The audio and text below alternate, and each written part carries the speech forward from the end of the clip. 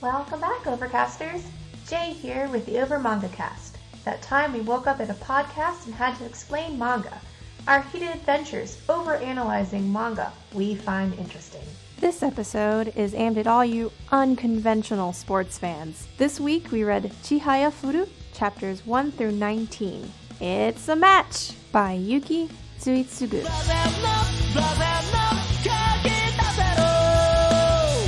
Hello everyone, and welcome back to the Over Manga Cast. My name is Sam, and as always at the top of the episode, we talk about what our familiarity with the franchise we read this week is. For me, this is another one that I had next to no familiarity with. Really, the most is that I follow ProZD on YouTube, and he did he mentioned this manga in a bit that he did once. So that's really it. Let's see. Matt, your familiarity with Chihayafuru.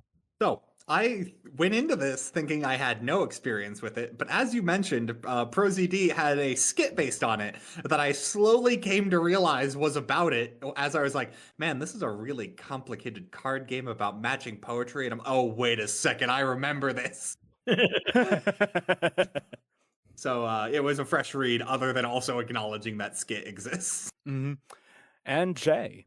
Sure. So this recommendation, I heard about from a random YouTube video that I cannot remember the title of, so I apologize. But there was I forget what the original title of the video was, obviously, but this came highly recommended because I had been interested in, I believe, Jujutsu Kaisen. I could be completely wrong. Anyway, it was recommended. If you like this, you'll probably like this. And so I gave it a shot.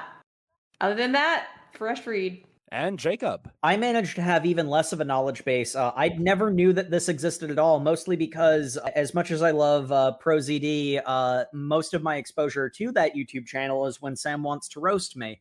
So I had never even heard the title before. His series of videos on card games is great ammo against Jake. It's objectively true. But yeah, so a lot of fresh perspectives here, and I know this did have an anime that was relatively popular. At least I figured that out after we started doing our reading. So we'll see how we stack up against the the collective consciousness of the internet. But we open up our tale with a young boy riding a bike through the rain to go deliver some newspapers. He is being told by his boss to bring the route list. I've already memorized it. That's impossible. Nope, I'm already leaving. And this is the first chance encounter of two of our principal characters as young Arata delivering newspapers. There's somebody waiting to retrieve the newspaper at one of his stops, which is unusual, but she snatches it out of his hand and runs back inside. And this is how we are introduced to who will be our prospective character going forward, Chihaya. Yeah, I'm not gonna lie, because I had absolutely, like I hadn't even seen the ProZD video until after I had finished the reading. The opening bit with I've already memorized the route.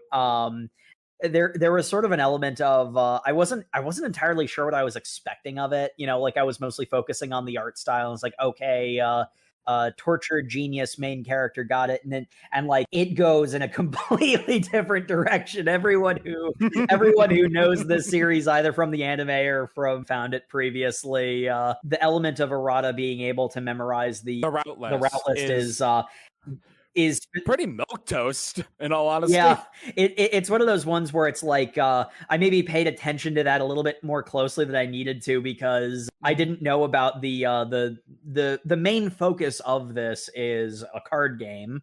We've read another card game manga. And equally, I walked away from it not knowing the rules.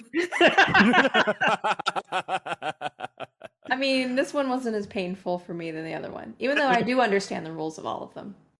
I don't know. Maybe it's because you get to hit things. Yeah, this is a very physical card game that they play in this. In all fairness, from my experience, you also get to hit things in Yu-Gi-Oh! A lot. I'm not sure if that's necessarily the rules of the game, but that is what ends up happening. Yeah. Chihaya is the younger sister of one, I can't even remember her name. It doesn't matter. which is She's kind of- irrelevant, and all she is pretty. It's really funny because one of the end of volume things is the mangaka complaining, I really didn't have anything for her sister to do in this chapter, so here's a picture of her. And I'm like, yep, that's how I feel about Chihaya's sister. I mean, Mhm. that's all she wants you to feel. She's a very shallow person, very, very one-dimensional, has captivated the attention of the entire family and, holds them almost entirely captive to, dare I say, worshiping her and her beauty. Wait, okay, hold on. That's a bit exaggerated. All right. I don't agree. I think that's a very accurate representation of her because I was going to say, as much as she is that much of a one-dimensional character, I actually liked her in part because of that, because one of the big things is we get early on when Chihaya starts developing interests of her own that aren't worshiping her sister. We have a bit of an aside from her where she complains that Chihaya isn't worshiping her enough anymore. And my immediate thought is, oh, this kid's got some insecurity problems, doesn't she? Yeah. Which Yeah. I kind of liked that contrast. I thought it was. I was shocked with how bold-faced she was, like legitimately. And this comes up. We'll talk about it when we get into the reading more. But I mean, there were times where she was like very aware of the dynamic that she was creating between. And a little too okay with it. Yeah. Yeah. But the dynamic in question is that Chihaya's older sister is a burgeoning model, and she was in the newspaper as a runner-up in a beauty contest, which Chihaya is thrilled that her super cool older sister is in the paper at all, even if she is in the background of the Young Miss Japan article. But that is not good enough for said older sister. But that does not diminish the chipperness of our young protag as she skips off to school, gloating about how cool her sister is. Chihaya wearing her heart on her sleeve is an understatement. Mm-hmm. She has no internal thoughts. She's berated multiple times for speaking before she thinks and saying things that are kind of unintentionally insulting as a result. But to be fair, she is a child in this opening arc. She's only in 6th grade. So, yeah, you kind of expect kids to say the darndest things. So, this is around the time that we are more formally introduced to another one of our principal characters. Actually, both of them. Arata, the newspaper delivery boy, he is notable in the school's eyes for being poor and rural. Yeah, they are aggressively cruel to him. Kids are cruel, Jack. These kids are like militantly cruel, though. They're don't even talk to the outsider. He does not belong here. And I'm like, that's a very okay. He talks weird. We had to come up with an entire translation guide on just talking to him. He just has a rural accent. It's not that hard. You don't have to treat him like he's an alien. That's weird. But he is. He's from the sticks. He's a little hick. Wow, Chihaya, you sure are defending this weirdo a lot. Maybe we'll exile you too. Well, yeah, no, I like one of the moments where Chihaya and her no filter thoughts, two of presumably her friends are going up to her and like, look, we were taking notes to figure out what he was saying, and Chihaya's like, do you think that maybe the reason he doesn't want to talk to you very much is because he thinks you're weird for taking notes whenever he talks? And they just kind of blue screen for a minute there. Yeah, Chihaya is very much an endearing, no filter type character because you never wonder what she thinks of you, sort of thing. And we meet our other member of the main trio, Taichi Mashima, a golden boy who can do no wrong in the eyes of his peers. And he's that kid who is naturally talented and seems to effortlessly do everything well and is an asshole about it. They set him up so much as that he is going to be the rival stroke villain of the story. I was amazed how much I ended up liking him by the end of this reading. Yeah. Spoiler alert. Even by the end of this arc, though, because until about halfway through the arc, they're setting him up as the antagonist of the story. He's the bad guy of the story. But even by the end of this arc, that is completely turned around. I think it speaks to how well these child characters are being written, because it's like, there's the revengeance meme of kids are cruel, Jack, but like there is truth to that statement. Kids can be really mean sometimes, but like it's not actively malicious because they just don't know any better. Like the quote I said earlier about like, get out of here, outsider, no one wants you, is from Taichi. Mm-hmm. Yeah. He is the main pusher of all this, like, I hate this new kid because he different. Like, that's literally it. Yeah, and a lot of the reason why other kids are doing it is because Taichi is the one who starts it. Taichi is even the one that also kind of pseudo-exiles Chihaya for defending Arata. There's also a bit where it's mentioned early on that Chihaya has a bit boyish features, and people will mistake her for a boy because she's quite quick to throw a punch, and when Taichi gets out of line, she hits him. She's quick to give him a right cross or a kick to the shins. She starts beating his ass after he... Well, I say that like it's more violent, but he knocks over Arata on the walk home, and Chihaya punches him back. Like, quit being a jerk. I like how her character bio, one of the fun facts about her, has never worn a skirt. Yeah. Yep. I remember that. Sympathizing with the poor outcast, Chihaya goes to visit Arata's home, and I mean, yeah, he is poor. It's even says, "Wow, what a dump." Oh wait, no, I get yelled at for saying things as soon as they come to my mind. I'm real sorry. My sister actually kicked me for that. That's why I did it again. No, I wasn't saying your house was crap. I mean, it kind of is, but no, I wasn't in a mean way. It's actually oh geez, why? Just stop talking. But they continue their conversation, and it, at this point, they recognize, oh, you're the paper delivery boy. Oh, you're the girl that was waiting for the paper and just snatched it. Why were you doing that? Oh, because my sister was in it, and it's my dream to see her become number one. Why is your dream to bolster your sister? That's weird. You're weird.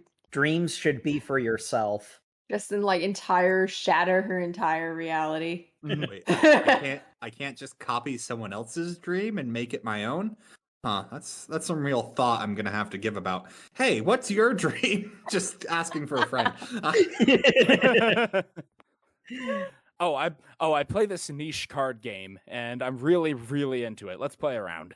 I love his explanation, because we get described Karuta. Dear listener, I will mispronounce that 7 ways to Sunday the rest of it. I apologize in advance.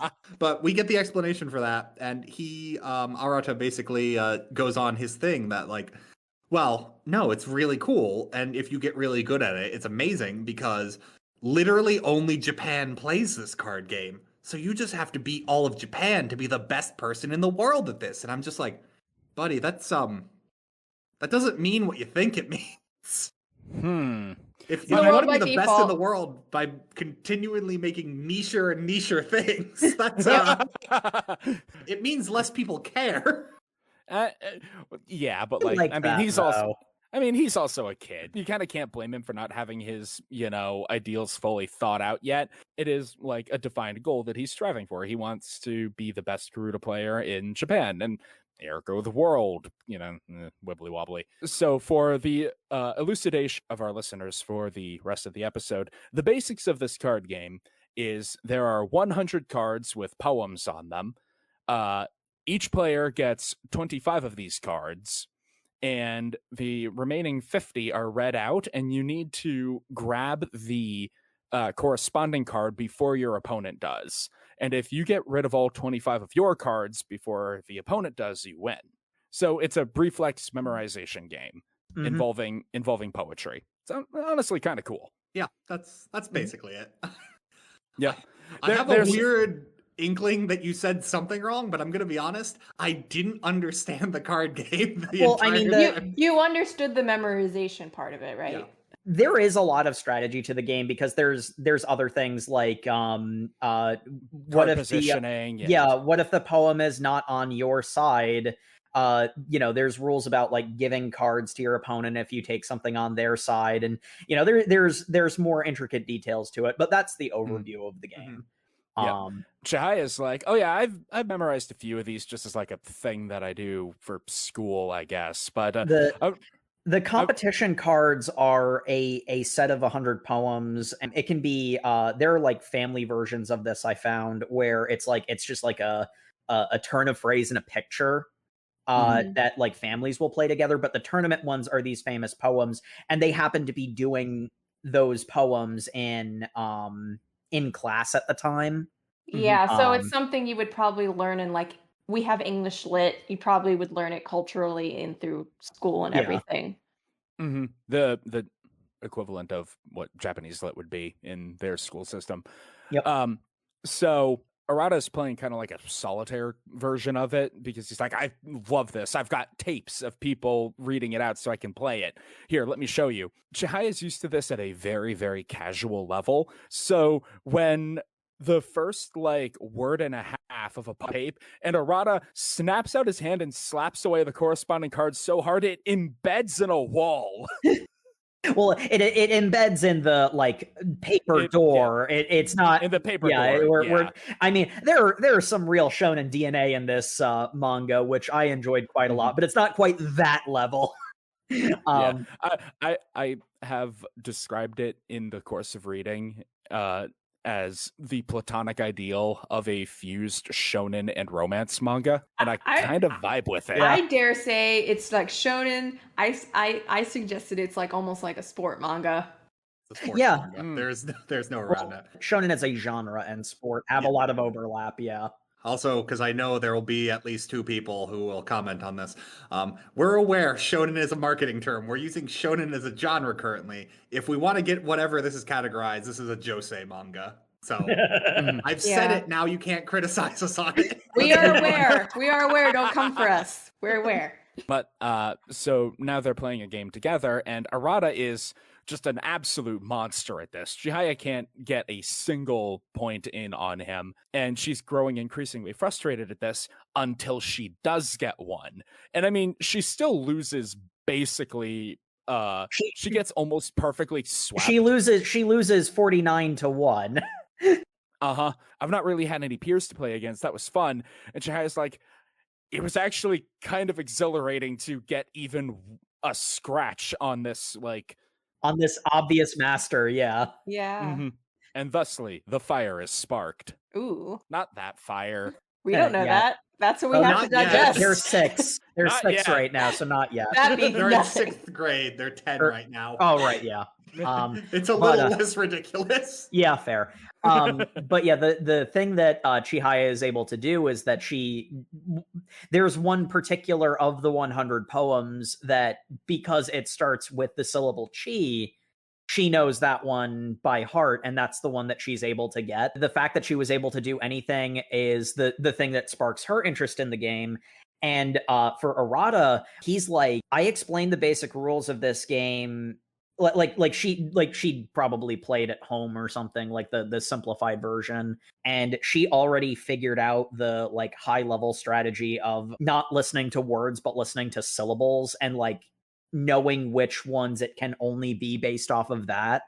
And like he has the thought of, she's a prodigy. If she practiced as much as me, she could get on my level. But alas, the bonding time of our 2 young protags is cut off as Arata's mother comes home and is so shocked to see another person in the house that is not a part of the family, she immediately enters into a series of questions. Arata, who's this? A friend? Wait, is that a girlfriend? Hold on, let me make you dinner. And the poor kid's so embarrassed. Well, that's also Arata's reaction to the situation too. Mom, please stop. Ma'am, please calm down. I guess playing karuta professionally doesn't pay the bills. That's not shocking. Yeah. It's a cool game, but that's not shocking. She's excited. Not only did he have a friend over, but it's a girl. There's hope.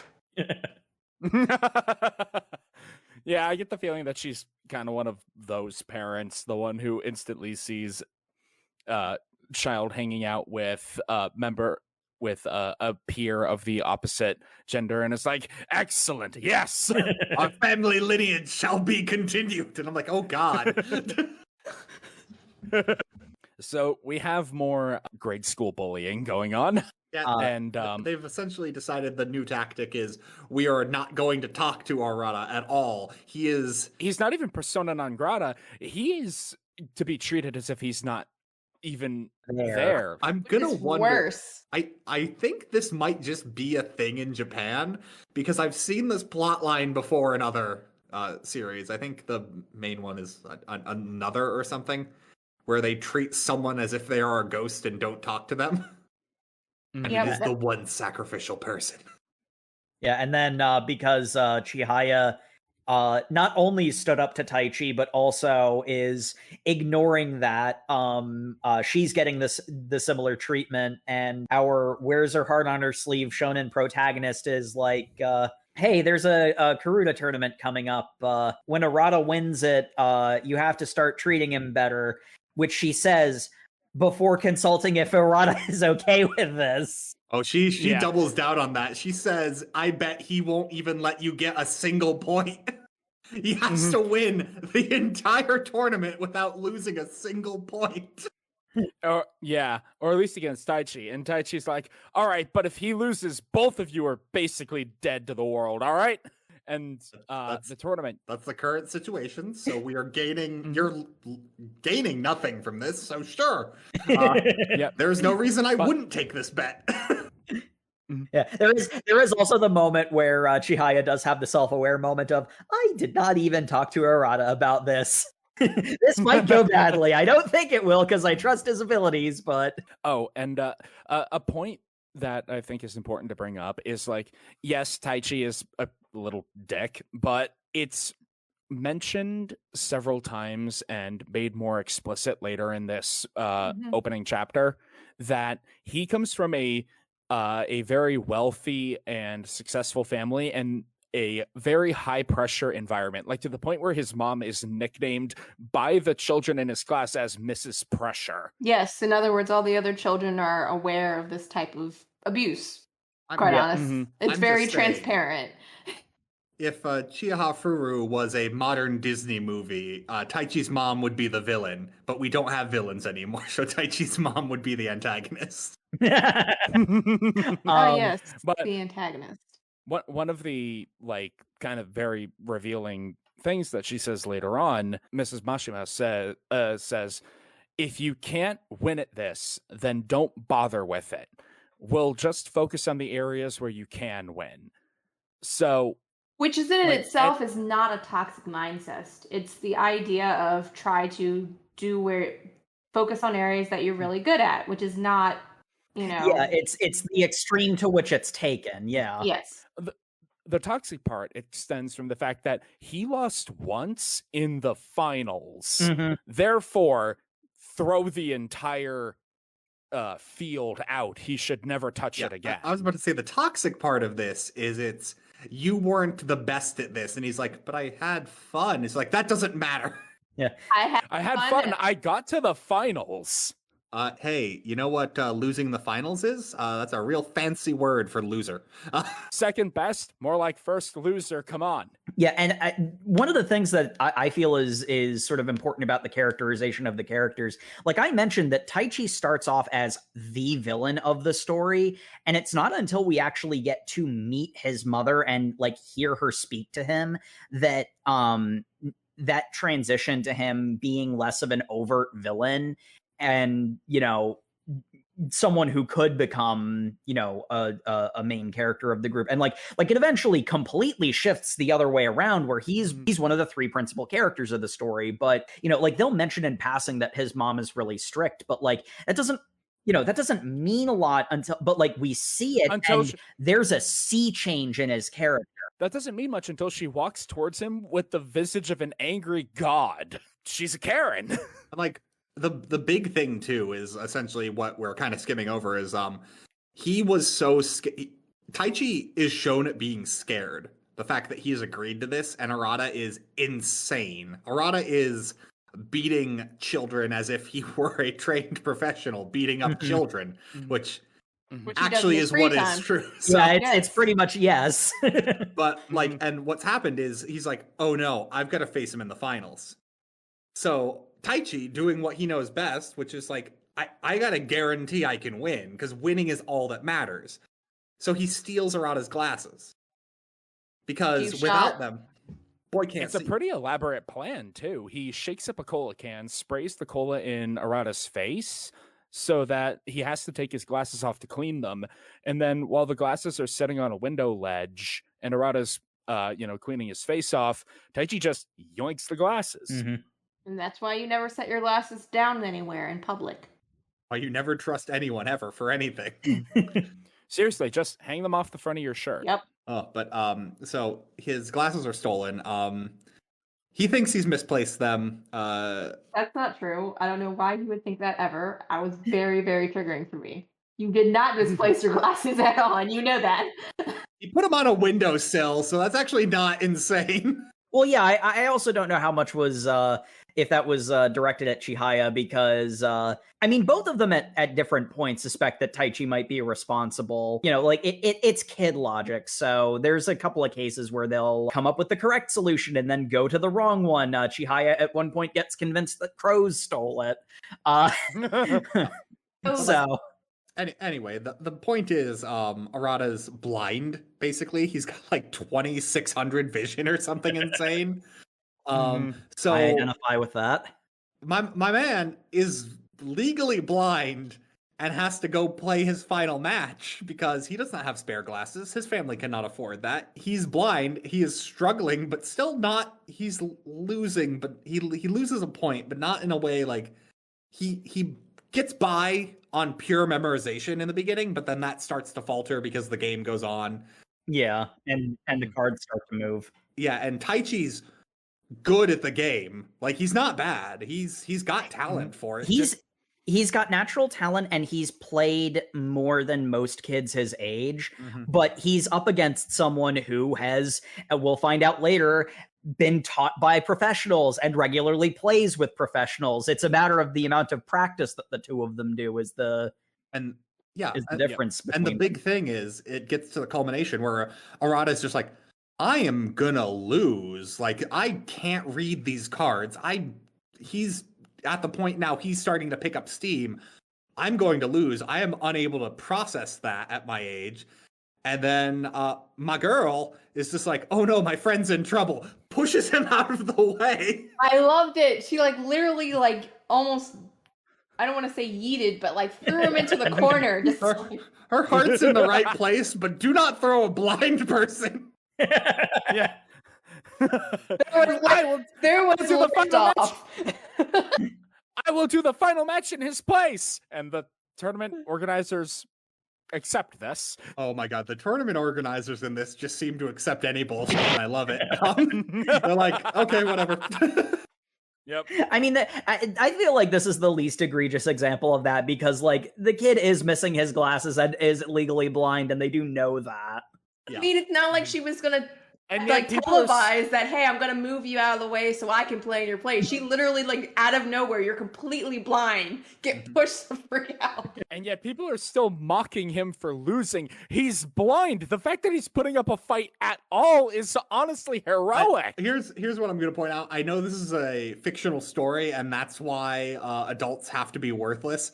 But holy crap, the teacher in this scenario does nothing. Does nothing. Yeah, that is true. Like an insane amount of not doing anything. Like I said, it was the least egregious. That doesn't mean it wasn't egregious. Oh, this societally and economically disadvantaged child is now without a very important piece of corrective eyewear, and I would at least be aware that it is very important for him. I will do absolutely nothing about this. In fact, I will let this persist for days. This would be like the equivalent of if you're watching a sports movie and, like, let's say it's a Rocky movie and Rocky Balboa is outside getting ready to walk into the stadium for the fight and somebody just runs up and smashes him in the kneecap with a baseball bat and runs away, and then they're all like, well, Rocky, you still gotta fight. And I'm like, seriously? Wow, I can't believe Rocky's losing this fight with that shattered With that kneecap. broken leg. What a loser. Hey, Adrian, my leg's broke. I'd watch that Rocky movie. The Rocky Balboa 4, the one where he gets his legs smashed. So anyway, Chihaya, someone runs out and smashes her leg with a baseball bat.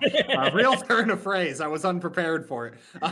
Chihaya takes Arata's place and wins the day. She wins because of her natural talent. And like, I think this is the point where Arata picks up on the fact her hearing's insane. Mm-hmm. She is responding the second like someone begins the very beginning of the second syllable, to the point there's like guesses that you need the second syllable in order to pick because the first one's identical. She is reacting to the beginning like consonant, like phonetic sound. Like for something that would normally be a 2-syllable card, she only needs like 1.1. Mm-hmm. Yeah. She's got Zenitsu tier hearing.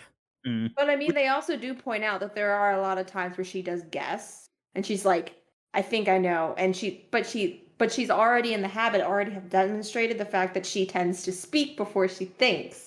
So she's very, very instinctual. So she'll just like, "I think it's this." Slap. There is definitely one part where they do say she guesses and seem to imply why she's guessing correctly is the heart of the cards. But we'll get to that. Want to see that duel? Well, yeah, I mean there is an aspect of it of like even like there's like high level play where like making a weighted guess basically, you know, the kind of thing that you see in card games. Where and the big thing about Chihaya is that she has a natural talent for making smart, educated guesses. Even at this point, she has no idea why she's getting that, you know, instinct. Like she just has sort of natural talent that she has a feel for the game. And her thing is she is actually really bad at memorization. So she is missing that step that seems to be like everyone else thinks is a requirement of this game, that you have everything memorized, because you shouldn't have the time to be reading what's in front of you. She has that split second to like speed read what's in front of her every time, because it's like she's got that leg up. That's why she gets progressively better as the game goes on. And that's why when she's 10 years old, she's able to snatch away victory, because her She whole has thing... a photographic memory. No. That would also be... No, she has actually a pretty bad memory is the thing. Yeah. She says at one point, I try and memorize more than 50 cards, and it just feels like they're coming out of my head. Like, that is not her strong suit. When she's been dedicated to the game for a long time, she is able to eventually memorize all 100. But it's clear that the memorization aspect of it is her weakest point. Which is also at the point where she has said, I've memorized all 100 cards. Everyone else is like, that's cool. We're kind of at the point you need to memorize the game board too, but okay. I'm glad you're at where you're at. Like, yeah, it's the sort of weird thing of like she's got a very low starting point, but she's got the potential high enough that it's kind of carrying her a little. It's what I really like too. Is like if this were like I'm just generalizing here, but like if this was a shonen manga about this concept, I think what we would get is the main character would have her like super hearing and speed, and would also be able to memorize like basically within the first arc. I feel like a shonen would simplify it even more to be like, that's not her thing. Whereas like in this, what you get is a lot of how she measures up to the other people in her life and is overcoming those differences with her own talents. And I think there's a level of nuance this really nails. That I'm not even saying that would be bad that a shonen did that. A shonen would just be like, we want one character to be really good because it simplifies the story. I think another way of putting it is that like a standard shonen wouldn't do that. There are shonens that do have that subtlety and nuance, but you know, the average one is usually more simplified than that. And this is more in that. Because the other thing that I kind of like is, and because again, like this does have a lot of shonen DNA laced through it. And one of the things I kind of like is there are a bunch of characters who will look at Chihaya, especially when she gets really, really good in like the last arc that we read, when she's, you know, obviously not at her best, but she's really starting to hit like the pinnacles of skill, you know, reaching for that number one in the world. There are a bunch of people who are like, oh, she's just a shonen pro tag. I will never have a chance against her. And other characters will have to point out, no, she has weaknesses. If you can leverage your strengths against her weaknesses, then you can beat her. She's not invincible. And that ends up being growth points for multiple different characters, where it almost is really cool. It almost is kind of pointing out that like dollar store shonens that, you know, are just like the straight power fantasy or whatever that don't address that idea. It's almost like shining a light directly on that element that, like, you know, a more realized character would have the weaknesses, and that's how you get the other, you know, that's how you get the rest of the protag squad involved in whatever the thing is. Anyway, we've been talking about the protag squad for a bit, but I know what you're thinking, dear listener. Wait a second, don't they hate this Taichi guy? Because he loses. His mom says, "How dare you lose to a girl?" Which, I know we're saying she went full Karen mode, but like, there is a level of, I can understand the rage of like, you said you were good at this, but what happened was just some random person who didn't even make it into the tournament. Yeah. Ended up beating you. It's it's that Yu-Gi-Oh! Where Pegasus has the child from the audience come in to beat Bandit Keith. I'm like, well, no, I'd also be mad about that. Yeah. So like, I mean, I feel like there's a level of nuance to Taichi's mom. Yeah, no, there absolutely is. There definitely Everything in this has nuance, is what I guess we're trying to get. Because again, this is meant for an older audience, so obviously it's going to have... It's going to have deeper characters, yeah, because the important thing relative to Taichi's character is that, you know, we're told his mom is strict, but, you know, he's still being a little jerk, and it's really hard to see any universe where he is in the least bit likable. You know, you stop to think about it, and yeah, how did you lose to someone who didn't even qualify for the tournament? Like, there's like a justifiable level of anger, but like, it's not that her mentality is wrong, it's the degree to which she takes it. And like, that ends up, oh, that's why his priorities are screwed up. That's why he's the way he is. It's, you know, this is a learned behavior, not something that's inherent to him. And that means that you want to see him be better. Which is great, because you want to see him be better. And what happens is we then cut to like after the tournament. Chihaya's super excited she won. She tries to tell her family that. She's never won anything before because all she's ever done was hype up her older sister. Also, really nice of them. They let Chihaya and Arata share the prize. Yeah. I don't think that should have been what happened, but you know. I mean, technically, she did win the final round. It's an elementary school tournament. I don't think they care. But, like, and the big thing is she goes home to brag about it, and her sister has the response of, like, that's super lame. And I'm like, you know, you're not wrong, but your attitude about it's kind of dumb. Yeah, that was exactly what I was going to say. That's insensitive. I understand why, but... And also her parents, particularly her mother, is kind of dismissive of it because her mom literally says, forget about that. There's a talent agent here to meet your sister. I mean, in all fairness, okay, that exact situation, I can kind of That's the thing, like, all of these times, like, you'd be like, oh man, what a crappy thing to say, but like the way they're presented is not, oh man, look how awful these people are. It's like, oh, look how unfortunate the timing is. Like, yeah, it's presented in a very real world way. It's painfully reasonable. Yeah, it really adds to the depth of character.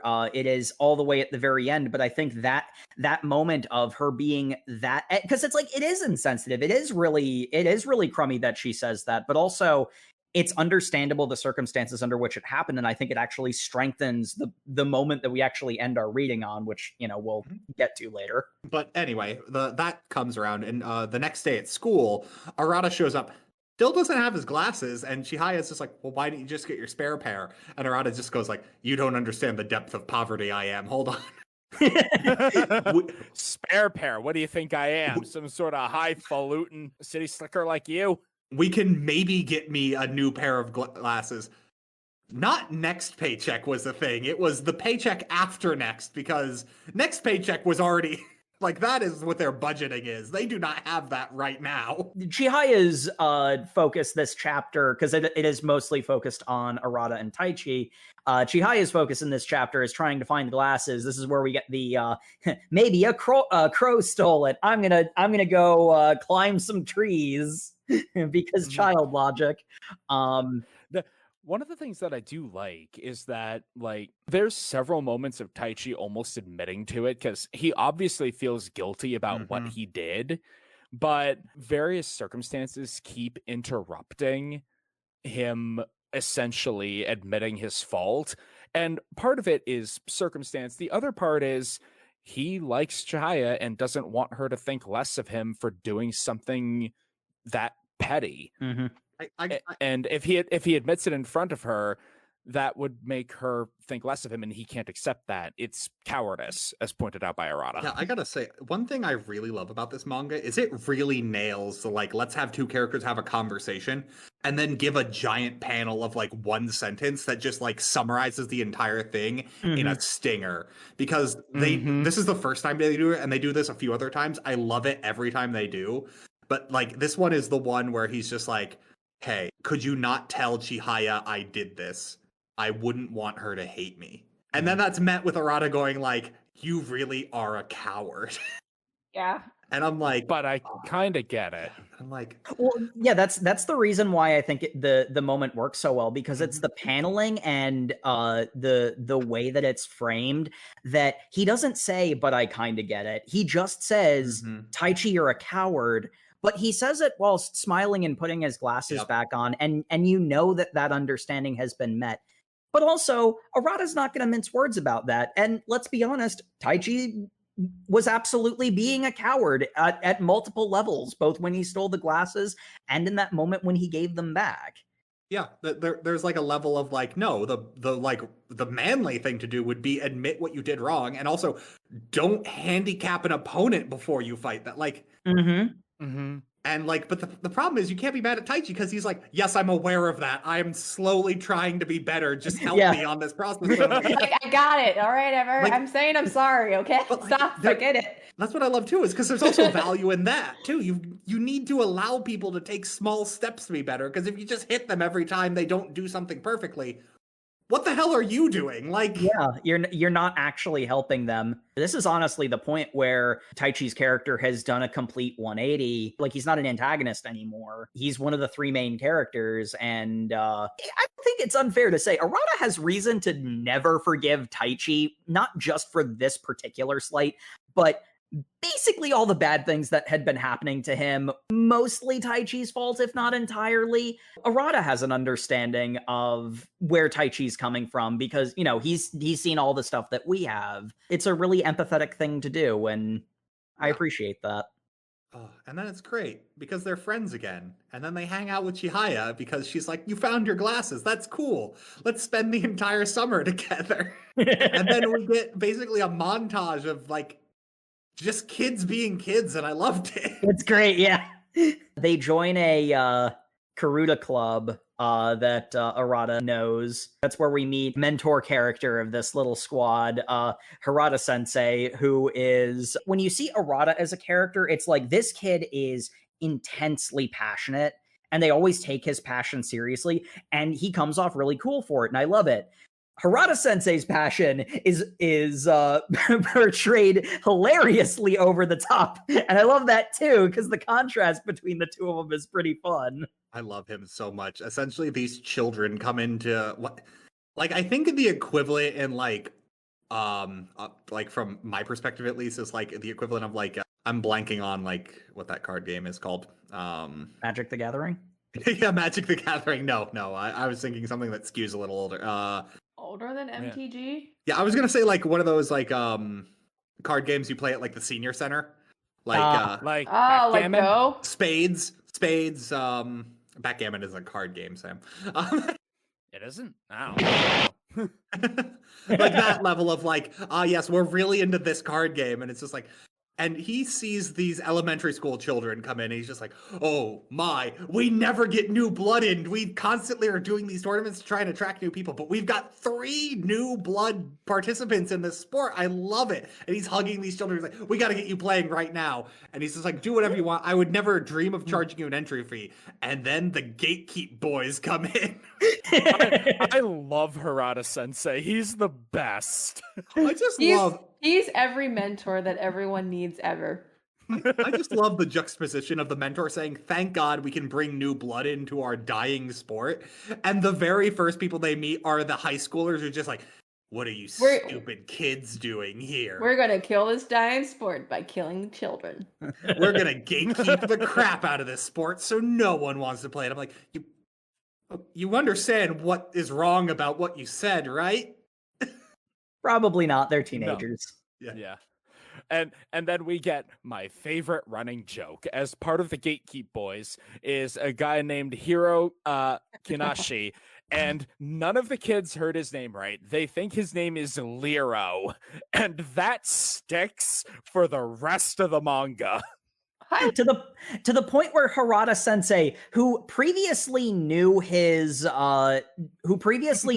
name and never confused his name before, will eventually start calling Hiro Liro-kun as well. Oh, so good. I love in all fairness, I will defend this because they do give a lot of people nicknames. If you're gonna play a sport that is competitively about not even bothering to read what's on the card and just doing whatever you need to memorize it as quickly as possible, giving people memorable nicknames is totally what this sport would do. Yeah. Oh yeah, no. Harada Sensei is very prone to giving people nicknames. Like he rarely calls Taichi by his actual name. He just calls him eyelashes. And because he's got long eyelashes. Like, hey, a defining feature. I was unaware of child Taichi having long eyelashes, but when he comes back, they definitely make sure you know. Yeah, ditto on that one. Also, Arata is glasses. Because he wears glasses and stuff. Oh, I thought it was because he was always carrying around those glasses of water. I totally missed it. I'll be here all week, folks. But I love how Chihaya immediately, like, the Gatekeep Boys show up, and Chihaya immediately wants to square up on Liro.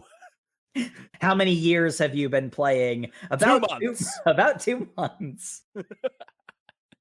Which, like, that was the panel that made me. Yep, no, she's a Shonen Pro tag. Yep, she deserves the cocky attitude she's being given right now. Mm-hmm.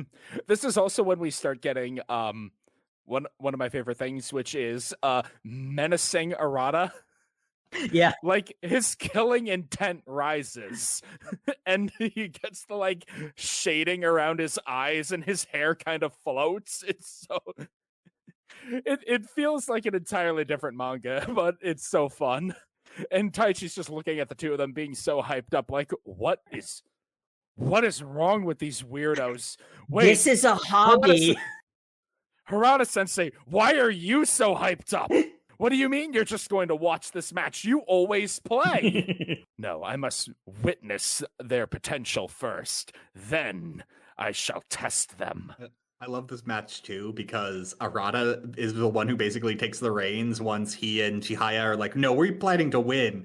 And Chihaya's just shown in pro tag going like, yeah, we'll win whatever challenge you win. And Arata's just like, no, hold on. I know you're crap at the beginning of this game and Taichi's okay overall. These people have practiced.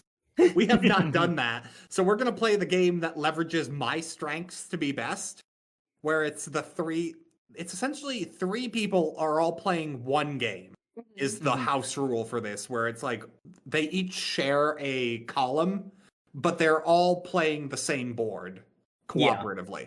Yeah. And like, one of the other elements is that because normally 50 out of the 100 cards, when multiple boards are being played at the same time, not everyone is going to have one of the cards that's available to them read. You can have the person in the middle like paying attention to all 3, and if they recognize, okay, this isn't one for me, then they can act on the other 2 boards. And this is another case where like there's a really cool subtlety moment where it's very overtly Arata is like, we're gonna do this in the way that allows me to do the most and basically carry both of you.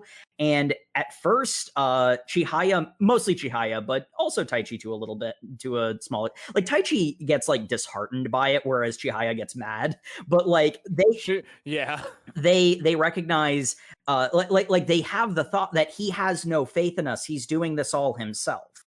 Because like he gave both of them, like jobs to do as part of the team, and like he was basically stepping on their toes. But it boils down to your warm bodies. Yeah, well, that's what Taichi takes away from it. But as the game goes on, what they realize is he is trying to do everything, but he knows he can't.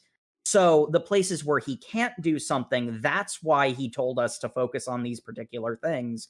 Because we can cover that extra stuff he can't do on his own. And again, it's one of those subtle things where like he's absolutely trying to carry them, like one man this team.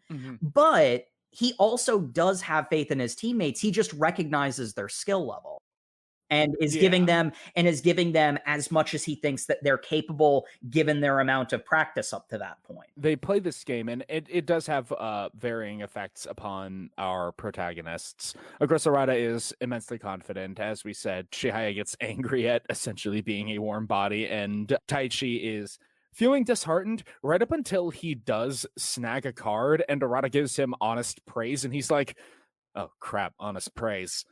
Wait, I've never had this before. Is this affirmation from a peer? Genuine affirmation from a peer and not just sucking up?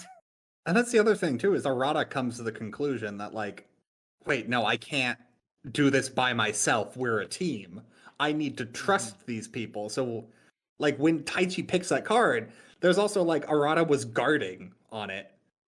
They mention that. I'm still not sure how that works in this card game, but I trusted the manga to tell me that's a thing you can do. Yeah. I'm pretty sure the thing is you have to be the first one to touch the corresponding card. So if you kind of like cup your hand, you can physically block. And there are two cards that could be off of the syllable red. You can cup your hand in front of one card and then go for the other one to prevent your opponent from trying either. And then it's like you're still on the 50-50 guess for the one that you pick. But it gives you control of the game. And that's the point where Taichi is like, oh, he is carrying us, but he still expects us to do things. And then there's also a really fun moment where Chihaya doesn't really put this together quite as well as Taichi does, even though Taichi says it out loud. Or actually, I think Harada Sensei is the one who says it out loud, but Chihaya does not pick up on this quite as well. And there comes a point where Chihaya is competing against Arata, and the other team is like, you know that we're the ones you're competing against, right? It's supposed to be fun. Oh my god. No, my favorite part was when Chihaya, who was getting, kind of clowned on, finally like overcomes the impossible odds and gets a card. And she is psyched all to hell about this. She is riding high on that feeling of, I did it. I got a card. Holy crap, that felt impossible. I need to do it again. And I'm like, yes, you understand the Dark Souls mentality. I have not vibed with a character harder. I just love it too, because that's such a sports manga like moment right there, is when like the person who's really exceptionally good has to come to the realization you are on a team. If you wanted to play by yourself, you could do that. This is not what that is. It is not a one-to-one translation, and that like level of like you need to trust your team and give up that control. Oh, I love that every time that shows up, and this is a great example of it. And I mean, like this manga in general is spoiling with those moments, as we'll see as we go forward. Yeah, like I said earlier, there is no argument this is a sports manga. Yeah, absolutely. Yep. I think Chihaya at one point goes, wait, this is a sport? Yep. I think it's when they walk into the club. You see Arata playing as intensely as he does, and it's like, okay, this is like a Giga enthusiast. Got it. But when they open the door, this is still like a lot everyone is his tier or higher. And it's like it's that case where it's like he's an enthusiast, but he's not like the enthusiast. This is how the game is played if you're serious about it. And it's that point where like in her head she says, I saw this as a hobby, now I see it as a sport. Which is a really cool moment for her. But yeah, as we said earlier, Chihaya and Arate eventually start playing each other. The game is a foregone conclusion. Yeah, they win. Harada Sensei is very thrilled about this. I must know your names. Oh, I'm Arata Wayata. I'm in 6th grade. Wait a minute, the grandson of the Eternal Master? Oh, I guess that does explain why he's so good at this. Literally grew up on the stuff. He did? Yeah. Wait, what's your name? Chihaya Ayase? Ayase? The younger sister of Teen Model? Intimately? Aha. Yeah, he's a creep. Arata Sensei, it is really creepy. You're that into Teen... I should say none of this was in the manga. No, it wasn't.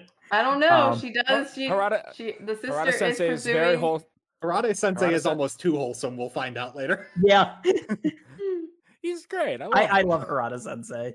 I love Harada Sensei for the way in which that idea comes up later. It's great. He's like, I must foster this new generation of pros. It is the dream. It is my dream as the head of this club to create a master player.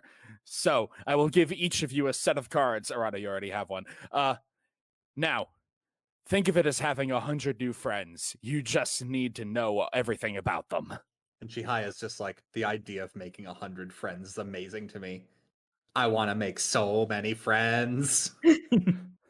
and she uses that as motivation to memorizing the rest of the cards. There's also a fun moment where it's shared by shonen in sports. You have the protagonist who like is this natural talent at the game, and you give them great moments, but then they start stepping into that world, and Harada Sensei is definitely good. He is by no means a weak player, but he's also a relatively casual club that will host some unofficial tournaments sometimes to try to get new players. Like he's not like climbing the ranks in the circuit or anything. And he plays against Chihaya, and card is getting read out, and Chihaya's thinking that, you know, she stands a ghost of a chance, and then watches Harada Sensei move just the way that Arata does. And she's like, oh, this is like playing Arata. I thought he was the best there is, but now I see. We are children. And like there's that great moment of like awakening to the depths of. It's like, oh, this guy who's a real enthusiast, but is like past his prime, is still unbelievably good at it to the level of the person I thought was the best in the world. Oh, Seeing the depths of the world that has been stepped into, and how much further there is to go. Anyway, with that first match over, the trio joins the club because why not? They have a lot of fun. They bond over summer break. They go back to school because Japanese school is summer break is not the end of the school year. So Taichi is super tsundere about joining the club. Yep. It's great. It's so amazing. wholesome. Because Arata and Chihaya pick him up from cram school so that they can play more karuta. You know, basically an entire chapter of just, you know, the kids being friends and bonding, and we'll play karuta together forever, okay? And I'm like, oh, manga, you're about to do something to break all these kids' hearts, aren't you? Ain't you? You're about friends forever. Oh, Taichi, you're going to an incredibly prestigious high school in another town. Oh, Arata, your elderly grandfather has had a medical emergency and you need to move back into the country. Oh, no. Wait, guys, why are you doing this? I just found out there's going to be a karate tournament for elementary school students. This was perfect for us. We can't enter next year. We're going to graduate elementary school this year. Sorry, we can't play together anymore. We can only play together this one last time. As Team Chihayafuru. They get shirts made. They get shirts. They don't even get shirts made. They buy shirts and then draw them with Sharpie. It's so...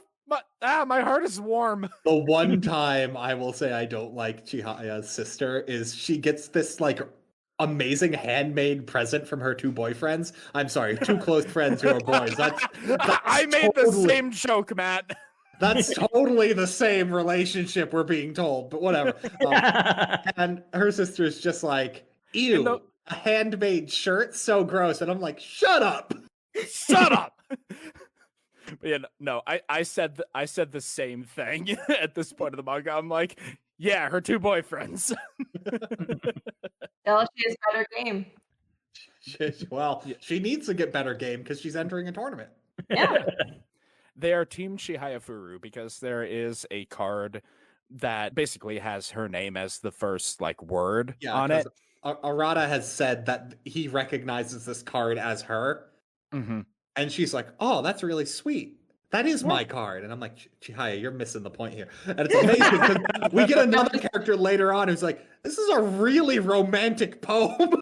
Yeah, he's basically proposing. See, my theory, he proposed marriage. They're like, for the longest time, they're not like overtly clear about, because it's like there's like these implications that like Chihaya is thinking not your strong suit, and absolutely, she eventually they rip that band-aid off, and yet nope, she is that trope. She's that kind of she has that Shonen protag energy. Well, she's got shoujo protag energy is actually what's happening. Yeah. Two guys are interested in both me. in a lot of ways. Yeah, both in a lot of ways. What do you mean? They just both like me as friends, right? Yeah. Sure, Chief. Yep. Yeah, so they decide they're going to enter because this is the last chance they have to do anything together, and they're going to win this tournament. But, what's this? Chihaya hasn't shown up. It's just the two boys there being very snippy at each other. They know what's in a way that I found kind of funny. I didn't even show up to this triple date. Yeah, I know, right? This is not what I signed on for. Well, look, it's fine. Even with Arata being sick and exhibiting good mask protocol, we can still play well as long as both of us win. Because this version of the game is still a team thing, but it's basically 3 separate games and best of. The opponent who would have been Chihaya's is a pseudo rival Arata had from in previous tournaments that he did. Well, he came second in the age bracket they are, so like he's good at the game. Yeah, no, well, yeah, I don't even think at this point in the story, I don't think it's even pseudo rival. Like, I think pseudo rival is a good way of describing it later on, but at this point in the story, I don't even think pseudo rival. Like, this is Arata's like main competition at this point. But he would have been paired up against Chihaya, so he's going to win by default until she runs in like, I'm sorry, the train was late. This is a very sports movie moment where they frame it like Chihaya is so betrayed by her friends, you know, not staying close enough to keep, you know, playing karuta together, that she's not going to show up. And then when she shows up, the train was late. I appreciated that deflating of the false tension because I don't like it when sports movies do that. Look, nothing will ever top the moment in Yu Yu Hakusho where Yusuke says, sorry, I'm late. Traffic was a bitch, but this is a pretty good one, too. Yeah. But anyway, they begin the 3-on-3. Chihaya is doing okay. She's doing okay for being a recent convert against a longtime devotee. Yeah. Who the long-term devotee is admittedly taking it easy on her, too, is the thing. Like, he starts off going, like, she doesn't... There's some strong, she's a girl playing this, but also, like, she doesn't look like she knows what she's doing because she doesn't. Yeah. Yep. Well, obviously, this is a long con, because obviously, if he doesn't want to ruin his prospects, that he is pursuing her. Look, hey, this kid loves meat buns more than he loves girls. I can guarantee that. Yeah. I think he to the says point that I do effect. not. But if you court her successfully, guess who can make you some meat buns? Being the long con. Panade. I think that's a longer con that even Meat Buns is willing to go for. That is his nickname, by the way, and that is what he will be referred to going forward. Characters in the manga do not remember his name other than calling him Meat Buns. The only time his name ever comes up is when he's complaining and says, "My name's not Meat Buns, my name is." And in all honesty, I'm legitimately sorry, Meat Buns, but I don't remember your name. And then a car passed by outside the school, honking at that exact second.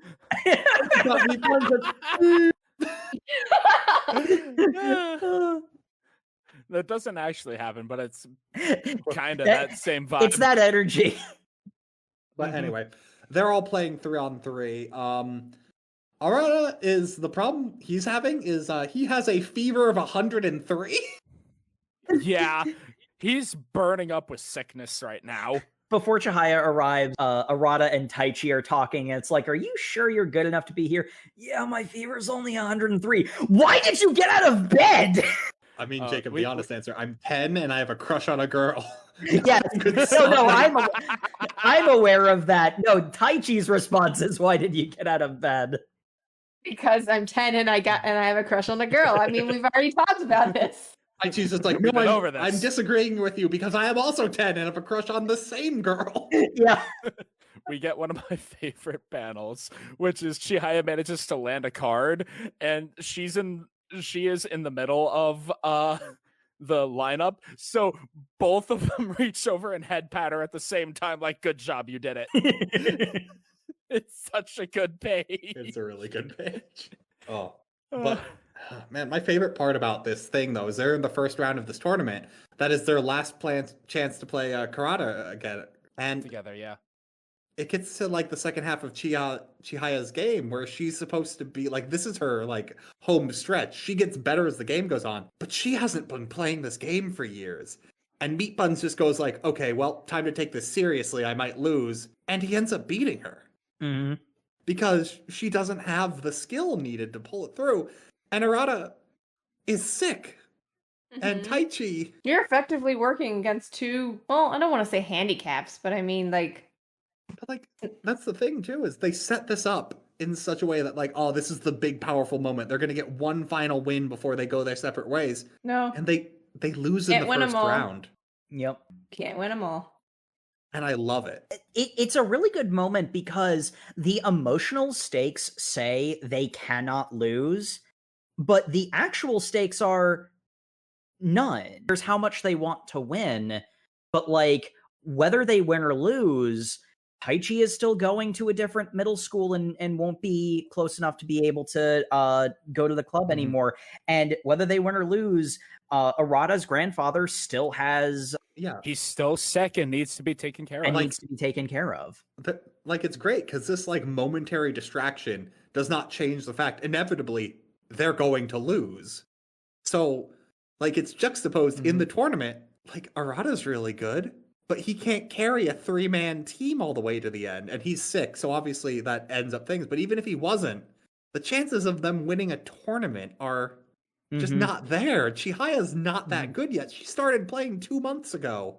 I think it's actually like 3 or 4 months at this point. At that point, yeah. But like, it's an insanely short amount of time. She's a natural talent with no training and almost no experience. And like, against people who also have a lot of talent and have been trained and have a lot of experience. There's no contest there. Yeah. And it's great because they end up losing. And they go home and they're sad, but frankly, more sad because of other things in their lives. And they graduate elementary school. My favorite part, Arata does not go to graduation because his mom's just like, nope, gotta pack. We're moving out tomorrow. And I'm like, buddy. Oh, why? Come on. Don't twist the knife harder. The other two go to his place for one final hurrah of them just playing together as friends. They roast Taichi, which is fun. Yeah, they roast Taichi, which is fun. Yeah, he gets force fed a lot of humble pie in this like starting arc, and it's great. Well, I think in general as well. But now at this point, it's like roasting a friend roasting as opposed to like getting one up on the bad guy. Again, like it's totally changed to this point because you know, there's supposed to be a rhythm when the person reads out the first half of the poem on the card. It's like, I have literally never done this before. Give me a minute. Yeah, sound more like a robot, why don't you? I wanted to speak and spell to announce the cards for me. I'd get one of those. But they have their final hurrah, their final friend moment, and it. God, I choked. Arata just starts crying. Like, I was so great having friends to play Karuta with me. Thank you, both of you. I'll never forget you. We're gonna be friends forever. We'll be friends forever, and hey, maybe we'll meet in a tournament someday. We'll all go to nationals and see each other again. As long as we keep playing Karuta, we'll always be able to find each other. And they end on, and then time skip. Then they end on that, and I love it because that sets the prologue so nice. And then time skip, which fortunately does actually appear to be halfway through our reading. So yeah. We're going to take a little bit of a break here, allow all of you to process them feels, and when we come back, we can talk about the entirely different genre that is the high school version of this. So many feels. But yes, we will be right back.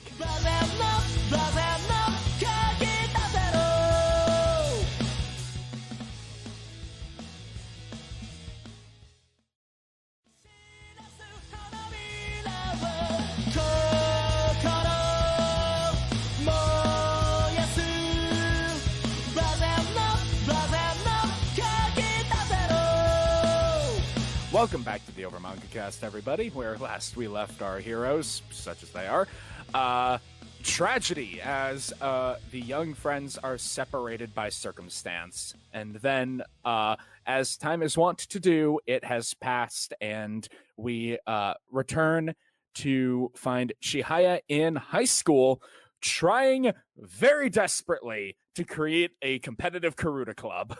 My girl had a glow up. Everyone had a glow up, but Everyone had a glow up. the art style of this manga seems to change. It's like, you know how earlier I said it's the platonic ideal of a shonen and a romance manga? This is when it hits the romance manga art style and just pedals to the metal that for the rest of our reading. Yeah. Everyone, so hot. Like, flowers in the corner of all their pages. And like, Chihaya's Flowers are used as the borders for panels. And it's like that really softly penciled, really light style for everybody's line work. Yeah, I feel like I'm getting like shoujo Bishi Flake vibes right now, and I'm just like, well, when Taichi comes in, you get the Bishi flakes. But we get introduced. My favorite part is Chihaya's in first day of high school, already plastering up posters for joining the Karuta Club. And everyone once again discounting her beauty once they realize how much of a, quote unquote, their words, how much of a waste it is. She's so beautiful. Well, my girl is wearing the school uniform with sweatpants underneath her skirt. And I guess it's not the first day, because one of the teachers just goes like, if you're just gonna wear sweatpants, just wear sweatpants. Don't wear them underneath the skirt. That's like that a huge weird. like fashion faux pas, girl. Just do one. Fine, I'll take them off. Don't take them off here. You're in the hallway. There are boys watching you, and she's like, I like card games.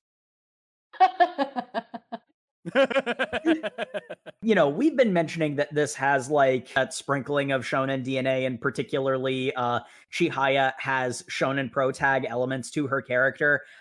She swerves hard into shonen pro tag at this point. I'm not even going to acknowledge social conventions. I only like my sport. Whereas most characters in this situation, you know, kind of doing the Ichigo of lying on the grass and with your headphones on, would be listening to music. She's listening to Karuta cards being read out. Oh, the two girls who are just like, hey, new friend, do you want to like see what your pop music you're listening to? Take her headphones, put it on. It's like, what the hell is this? And then she's like, it's really cool, right? It's like, no one would ever think this is cool. She's like, oh. Hey, do you want to play Karuta with me? No. Oh, well, you're lame then. Hey, there's a new hot boy who apparently transferred here from some really big high school. Maybe he wants to play Karuta. I don't care. Actually, maybe he does want to play Yeah, Karuta. I think he does. Oh shit, it's Taichi! Yeah! It's Taichi! I love the way he gets reintroduced, because she's busy being sad about having no one to play Karuta with, and, you know, lying on the grass listening to the readings, and he just walks up looking all handsome, like, hey, no wonder people say you're wasting your good looks, splayed out on the ground like this.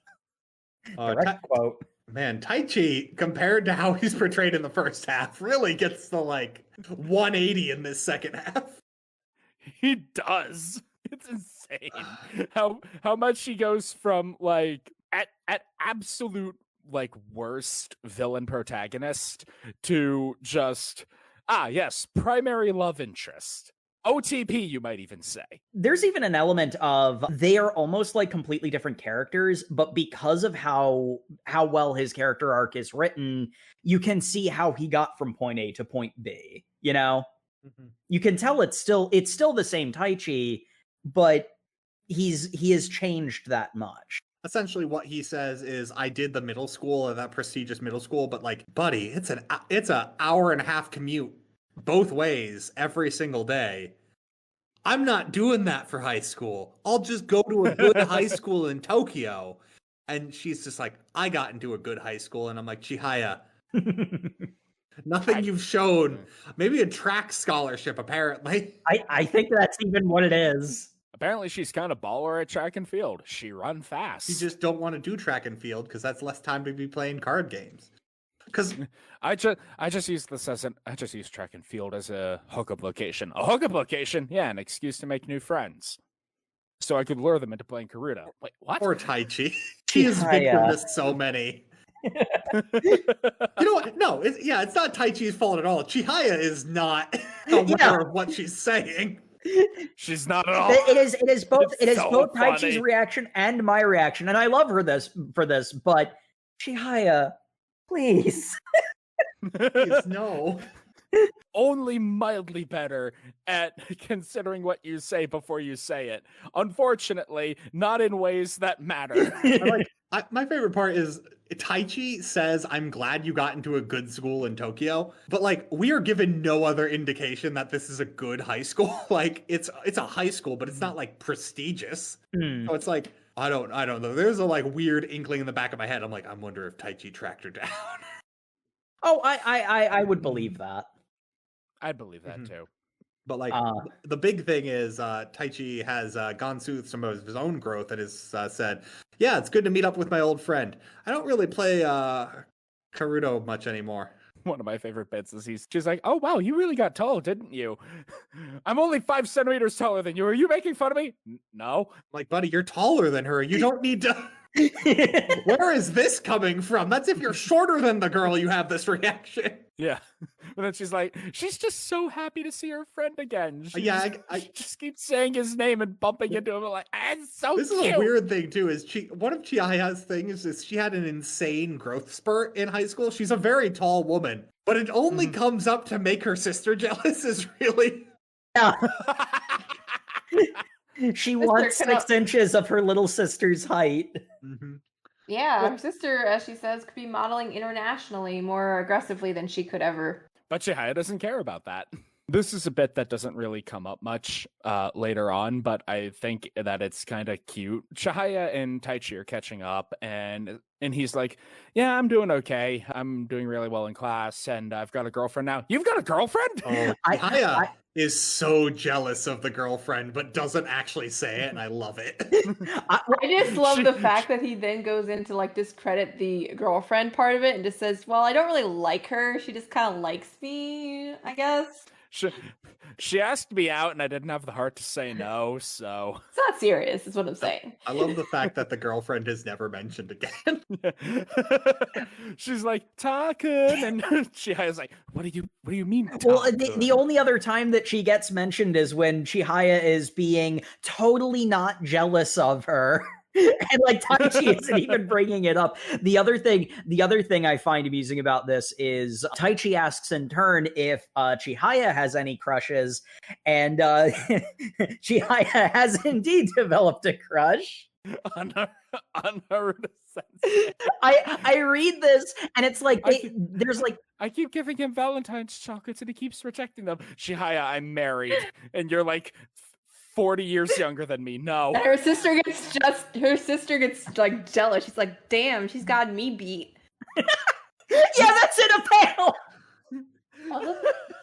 Chitose, are you honestly having a competition with your younger sister on age difference of male suitors?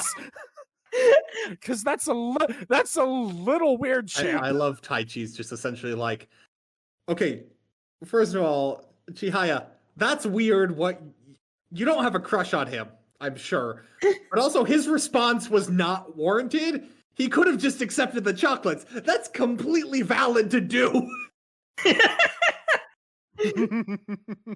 But you know, I love it because like we get flashbacks of Chihaya, like she's explaining and it shows like little flashback panels and like the way that it's framed. I'm like, oh, Chihaya, you have a child's view on love, don't you? So endearing. No, it's like, okay, that's not what this means though, if you know anyone else were to look at this. So I really respect him as a duelist. Yeah. I also love, like, Chihaya basically runs home after the encounter with Taichi and his girlfriend. She's like, I'll never forgive him acting all cool around girls. Not that I care. Yeah, she's got strong shoujo protagonist right now. Is because she's like, I'm jealous, but I can't put into words why I'm jealous because I must maintain the purity of main character so that people don't think I'm two-timing because that's not an attractive character trait. I'm like, you know how to write a love triangle well, I see. Meanwhile, I'm sitting here like, poly up already! They already both high-fived you at the same time. That's halfway there. It's great. I love it. We skimmed over the bit. Chihaya is forming a karuta club, and Taichi's basically like, yeah, I'm actually really good at everything, and I'm kind of a shoujo like love interest, so I'm just like, I excel at everything right now, so I'm really not interested in a card game barely anyone plays.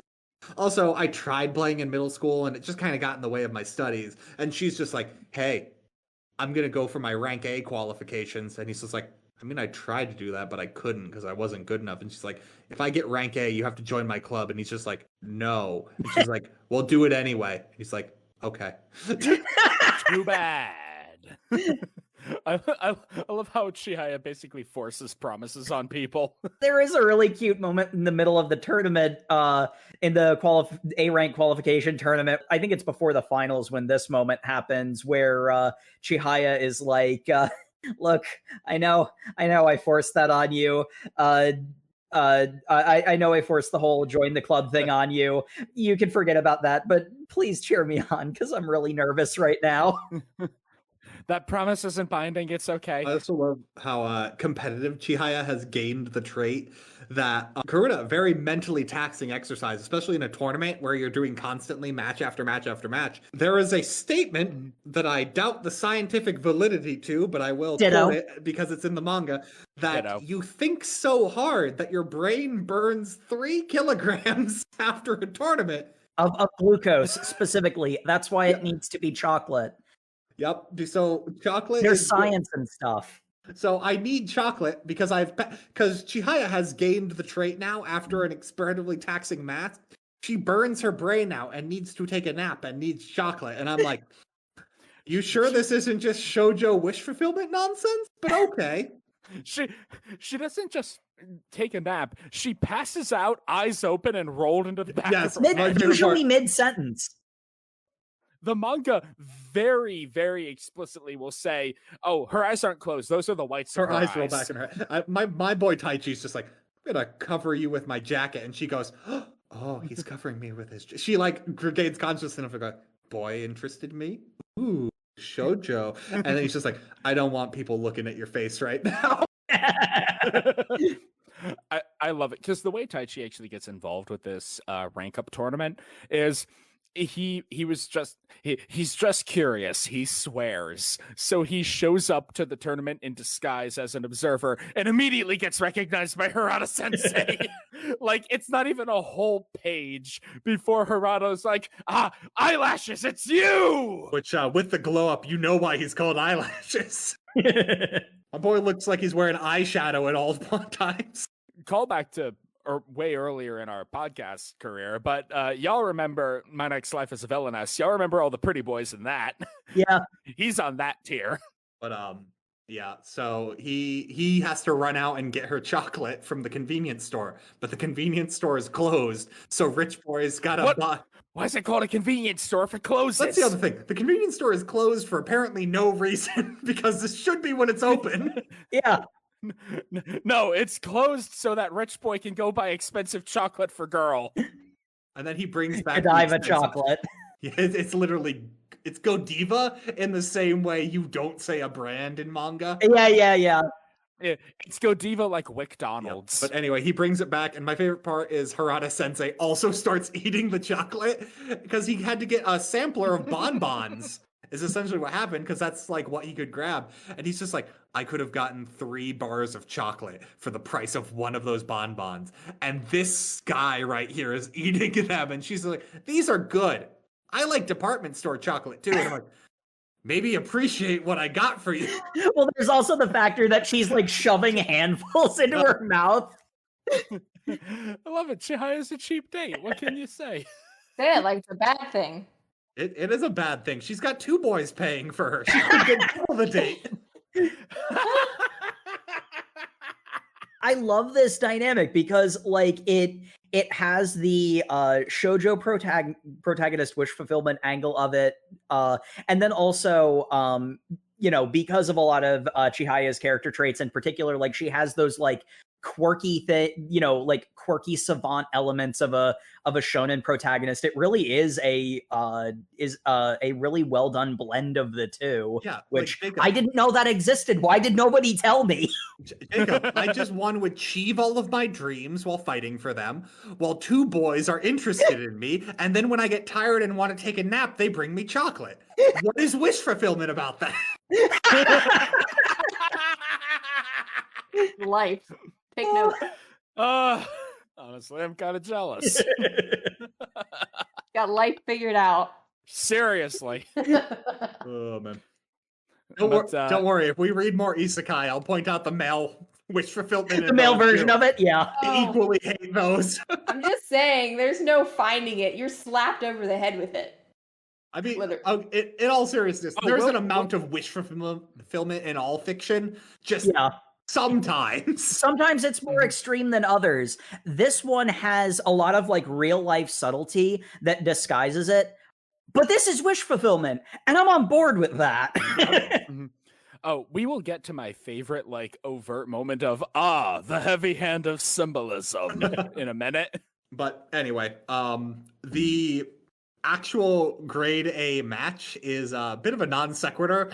Chihaya wins because she's been working hard for it. Like, oh yeah, this is I mean, it's a pure sports manga moment. Yeah, this is the first time we're seeing like high school Chihaya as a Karuta player. Like there's the whole this person has barely missed out on ranking up to A multiple times. Chihaya has developed a reputation, but she's still new enough that like people don't think much of her, and you get the like natural progression of, this is a reintroduction of a protagonist who has had the training now. So from a narrative perspective, it's kind of a foregone conclusion how it goes. I also like this one because it's the most Brock-like Harada Sensei gets. There is some extent where I think this is also the first time where they actually show the rules on page of the game, because they hadn't actually explained any of them yet. And we're like 9 chapters in, so I suppose good on you for having enough faith in your show not tell manga to have us intuit what's going on. Actually, that's something that I kind of like about it, because I'm not quite sure how to phrase it, but it's like, to some extent, it's not trying to draw you into Karuta, it's drawing you into the character drama. And I'm sure whoever made this, given the passion on display, would love Karuta to be a more popular sport than it is. Honestly, it deserves it. It's cool. It doesn't expect you to be a karate expert to follow along. It's more about the characters and their emotions first, and then Karuta second. I also want to be clear about this. This is a feature, not a bug of Blue Period, because it's also valid to do it the other way around. But that was the thing that I was trying to express with Blue Period, where that is trying to get you to do art. And that was the reason why it missed on me, despite how good it was, I got you. This manga does not actually care if you know the rules of Karuta. Like, I frankly had trouble following it, but during the tournaments, I had no trouble following how the characters were feeling. Exactly. And I felt their highs and lows, and I just understood the rules were... I had a vague enough idea that when they said this was a thing to be excited about, I was like on board, because I cared more about their journeys. Yeah, how they felt about it. And like, that was very clearly expressed. And the way the paneling is done in this, like, this has amazing paneling, but like, it makes a card game seem so like physically active and like dynamic that you follow it just with your eyes. And like, it's really good. And it's like, at some point, you get these like blocks of text where like characters are either thinking or like they're strategizing. And frankly, I skimmed over those, but there's a part of me that wonders if you're kind of expected to skim over those, because the entire point of the card game is quickly glance at a bunch of information, glean what's necessary, and move on with the action in a fast pace. Yeah. And because you'll get like these character thoughts that you read through all of it, and then you're like, wait, was any of that really necessary? Because that's just what they're then going to do. Because the like structure of the paneling tells you what they do. And I'm like, no, it's their thoughts in a moment. you can skim over them just fine. It's very well done. The other thing that's kind of nice about that is if you are the kind of person who's passionate about karuta, I mean, I was introduced to Karuta's existence by this manga, so obviously I don't know high level strategies, but it's sort of like a case of like a well played game of chess in a piece of media where if you know chess and it's actually being done right, the chess heads are gonna freaking love it. Karuta players, if this is all real strategy, the Karuta fans who came to this manga from that angle instead of from the manga first are going to really love that stuff. But if you're not into it, or if you're just being introduced by it, then it's skimmable. Again, since I compared it to Blue Period, this isn't a problem with Blue Period, but this doesn't feel exclusionary. I really don't want to give the wrong impression of how I feel about Blue Period, because I didn't feel excluded from Blue Period either. But the skimming element doesn't exclude someone who doesn't understand Karuta in this case. Yeah, like if you want to skip over the strategy, frankly, I think every time they do those, it's unnecessary because the paneling and like the action movement of this tells the story as well. Mm-hmm. If you want to skip the supplementary information because frankly it's lost on you, which to a part it was on me, I feel like you still follow the tournament perfectly fine. Like exactly, it is supplementary, not a requirement. Yep. Exactly. And that's one of the things I actually really liked about this manga, because it lets you engage with it very deeply on multiple levels. There's the shonen element of characters growing stronger. There's the sports manga element of, the tension of tournaments. There's the romance manga element of the feelings of the characters involved. Just vanilla drama elements of how this experience is affecting the characters and how they feel about each other. Yeah. Which is tied to the romance, but not entirely. Mm-hmm.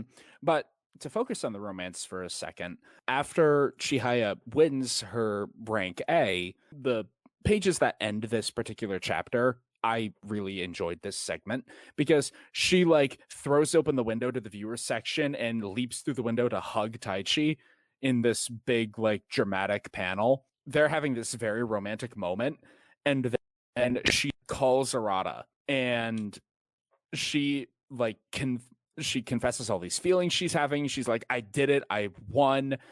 And this is another moment of kind of a running theme of Chihaya, seeking validation from people she respects for her accomplishments and getting nothing in return, because Arata isn't into Karuta anymore. In fact, he would prefer it if she stopped calling him. I loved this call so much. Yeah. Because you know nothing about what's happened to Arata. And the first interaction is her so excited. She starts spouting off to the answering machine why she's calling, and it takes him a while to answer. And you get the longing of, you're wondering, why is he not rushing to the phone as he slowly walks to the answering machine? And when he picks up, he doesn't even really listen to what she's mid-sentence on. He goes, I'd really appreciate if you didn't call again. And then hung up. And then she's staring at her phone, and the thing that really hit me was the blinking call duration. This was a friend she had not talked to in years. The call lasted 49 seconds.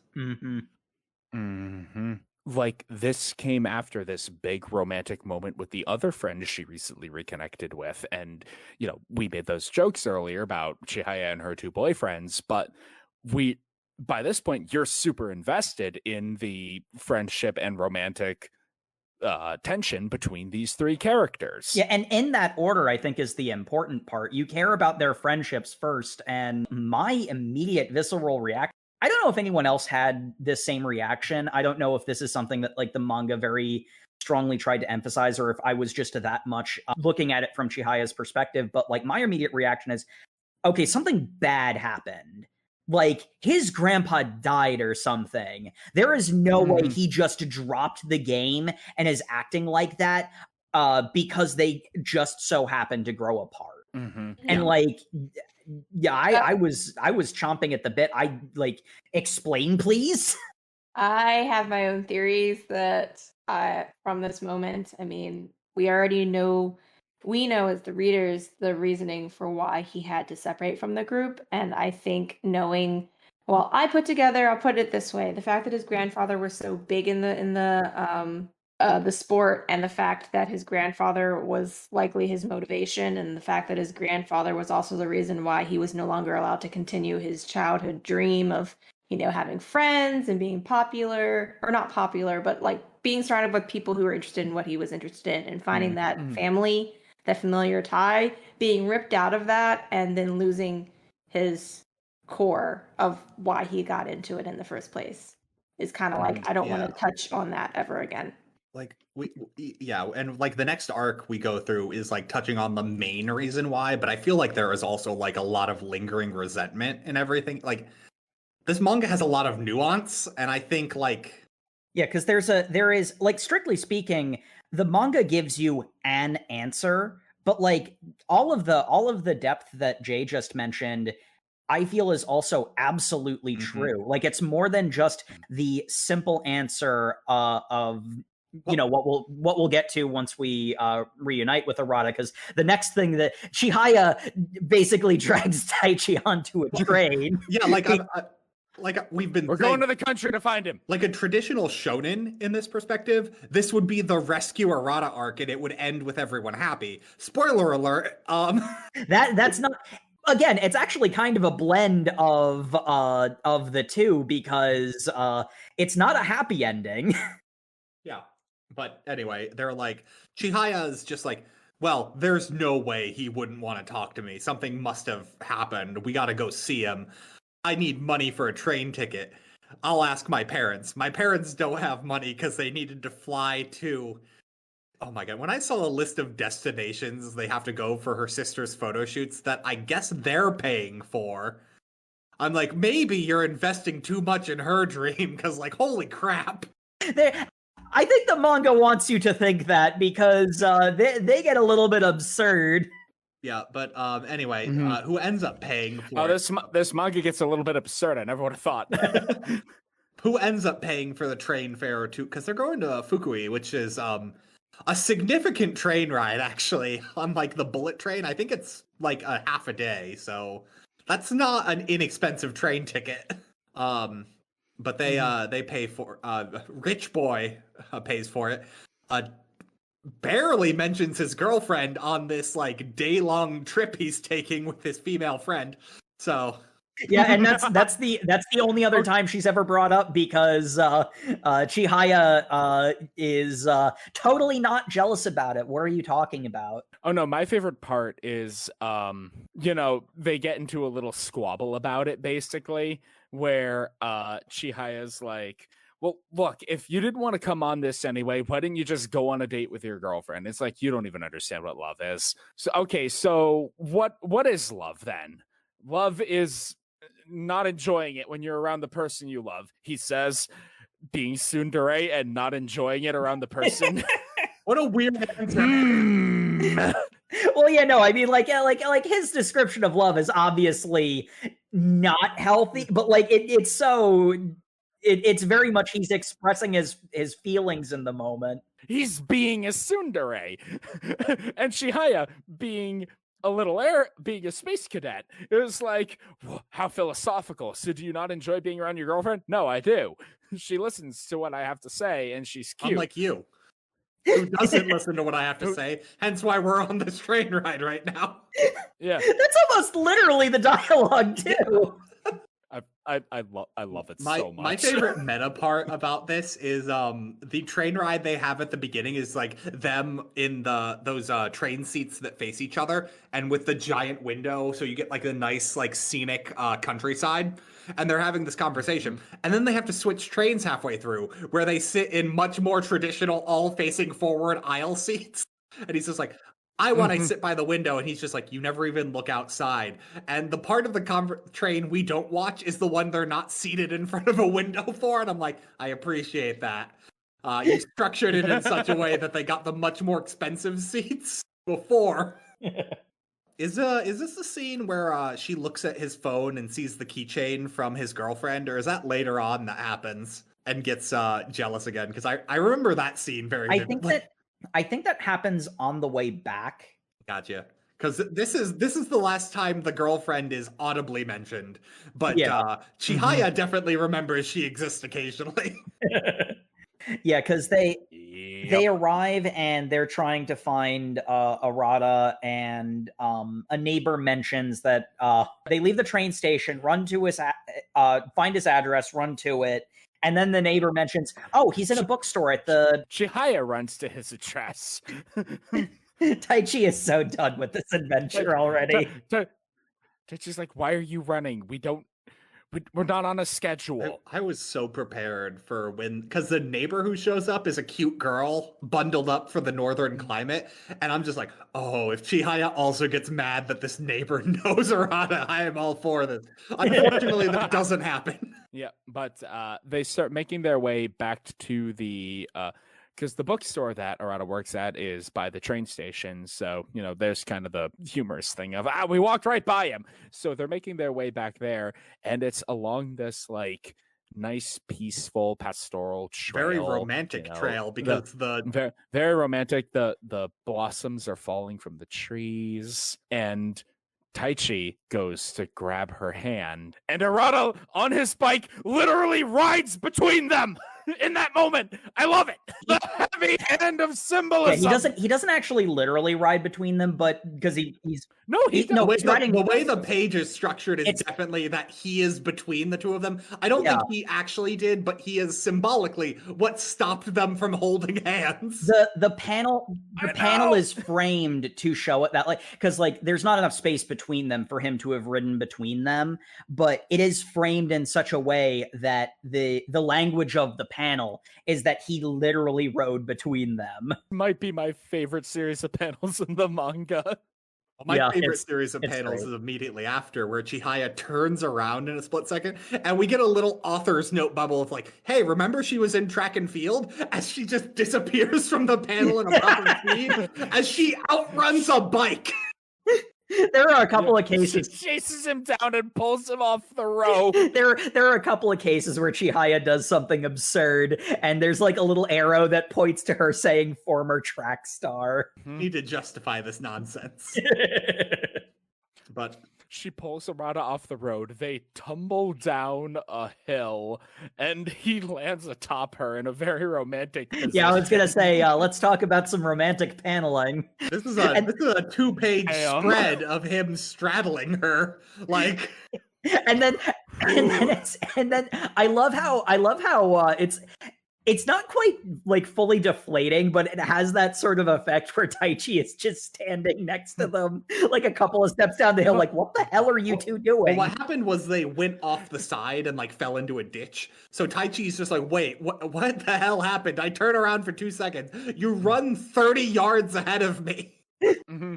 Oh, and Chihaya's like crying from the rampant emotions and probably also the physical pain of rolling down a hill. And so there's these very beautifully penciled panels of her doing pretty people crying and grabbing Arata's sleeve.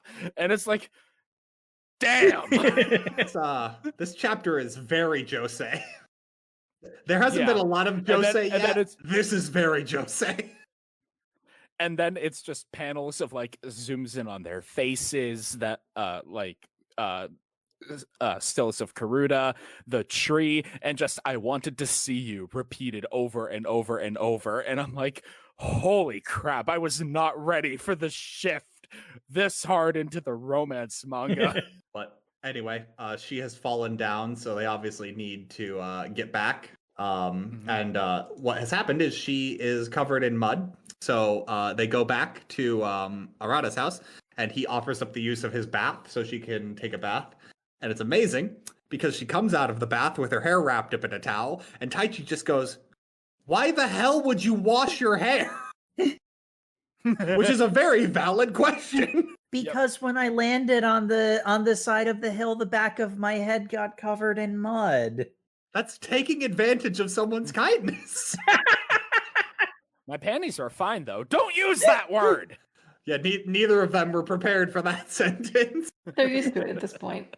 I mean, well, they used to be, but they haven't been together for a long enough time. Hanging out with their tomboy friend is not the same thing as the situation they're in right now. That's also true. Yeah, this is another case where well-woven character development, because you see like the through lines of the characters despite how much they've changed. But anyway, despite the fact they've come all this way, Arata just goes, "Hey, the second your hair is dry, you need to leave. I'm not playing Karada anymore." Chihaya is just like, "That's dumb. No, we'll play right now. I'll just open this door you've got closed for some reason. Oh no, I tripped. Oh no. That's a shrine to your grandpa who you loved a lot. Oh no. I have made a mistake." She was setting up cards to play, and he kicked them. And that's when she looks up and sees the shrine she didn't notice because she acts before she thinks. Mm-hmm. Oh no! Oh, I'm so sorry. Maybe I should leave. Yeah. Well, she doesn't even think that because Taichi reacts violently to Arata kicking the cards, and it's like, what the hell is wrong with you? Punch! We're leaving. Yeah, he's kind of rightfully mad at both of them for, because it's like, Chihaya, that was really stupid and insensitive. You shouldn't have done that. Also, Arata, way too far. I mean, I don't know that his reaction was a particularly good one either, but he at least attempts to be a mediator and pulls Chihaya out of the house. Oh wow! Teenagers making bad decisions in a romance manga? I'd never see it coming.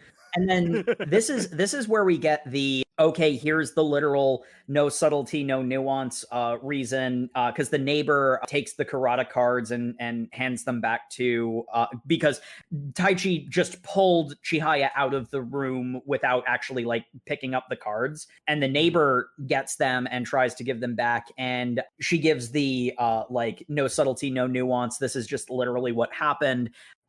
When his grandfather passed away, he was at the tournament to rank up to A, and he wasn't there when his grandfather passed because of Karuta. And it's like, it was the one time he wasn't there for his grandfather while his grandpa was sick. Okay, that's an explanation, but then there is also the factor of, how it all emotionally ties together, with his grandfather being the thing that introduced it to him, and the isolation that he had dealt with because of the sickness, and it's a lot. And Chihaya finally with the moment to think is like, this was really stupid of me to do, wasn't it? Yes. Yes, it was. And it's like, yes, it was. We're just gonna go home now. So we cut to them back on the bullet train. Taichi's just like, hey, you had your heart in the right place. And, you left your letter with him. I'm sure he'll read it, and maybe we'll hear from him in the future. And little did they know he had read it, and it had touched his heart, a place that was dark in his soul where Karada once laid. Yeah, we get a whole lot of feels out of this entire chapter. And they decided to get on the expensive train again. And they got on the expensive train, and then Arata, his heart reawoken to justice, and also Karuta, hops on his bike and rides alongside the train so his friends can see his resolve. And I love this so much because both of them like slam against the window screaming his name, and the rest of the passengers are like, what the hell? Taichi does react to this, like he stands up and he's looking out the window. It's Chihaya who's the one who's screaming, and eventually Taichi is like, we are on a train, you need to calm down. My favorite line is Chihaya going like, why don't these windows open? And Taichi's just like, how poor are you? This is a bullet train. Windows opened. What do you think would happen? But eventually, Arata can't keep up with the train anymore because the track veers off. And also, it's a bullet train. It's also a bullet train. And everybody is crying except Taichi because he's trying to be cool. He's crying on the inside. That's the manly thing to do, right? It's the emo thing to do. I guess I'll make the Karuta Club with you. I know Arata will come back. So let's make the best Karuta Club in Japan, and then we'll get stronger and wait for him. And all of the border panels of the are all flowers, and I'm like, God damn! Are all flowers and vines, and it's time for the recruitment arc. Yeah, gotta have one of those. Well, because they need 5 members, or the club will dissolve. as they're doing their whole scrappy niche club thing, the first member of the club that they are seeking to recruit, Kanada Oe-san, who is she's something, all right. she's an otaku for the classics, the Japanese classics, namely classic clothing. My favorite part about this recruitment arc is it seemed like they had one really strong idea for one character and then realized they needed 5. Yeah. This isn't even really a complaint because there is more of a feeling of it being fast-tracked than it being an afterthought, but there is almost a sense of like, we'll just reintroduce one of the characters from before. We don't have to do this for everybody. Well, it's like Taichi literally just says, I found meat buns over here in the corner. And me, like, you found like actual food. Oh no, the character. Oh, that guy from that guy one who was time. really good at karuta, and then we find out that he didn't play at all during middle school because he wanted to impress girls on the tennis team. Can't blame It didn't work out for him. Which did not go well. He wanted to impress girls on the tennis team, and definitely not because Arata was too powerful at karuta and he became disheartened. That too. But that's after we get like the entire story arc of recruiting Kaneda. Mm-hmm.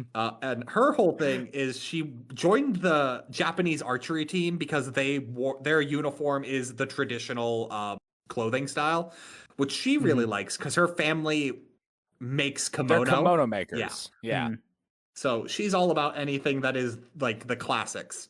So when she finds out there's a karate club, she's just like, oh man, those people appreciate the classics. They'll totally wear the official garb.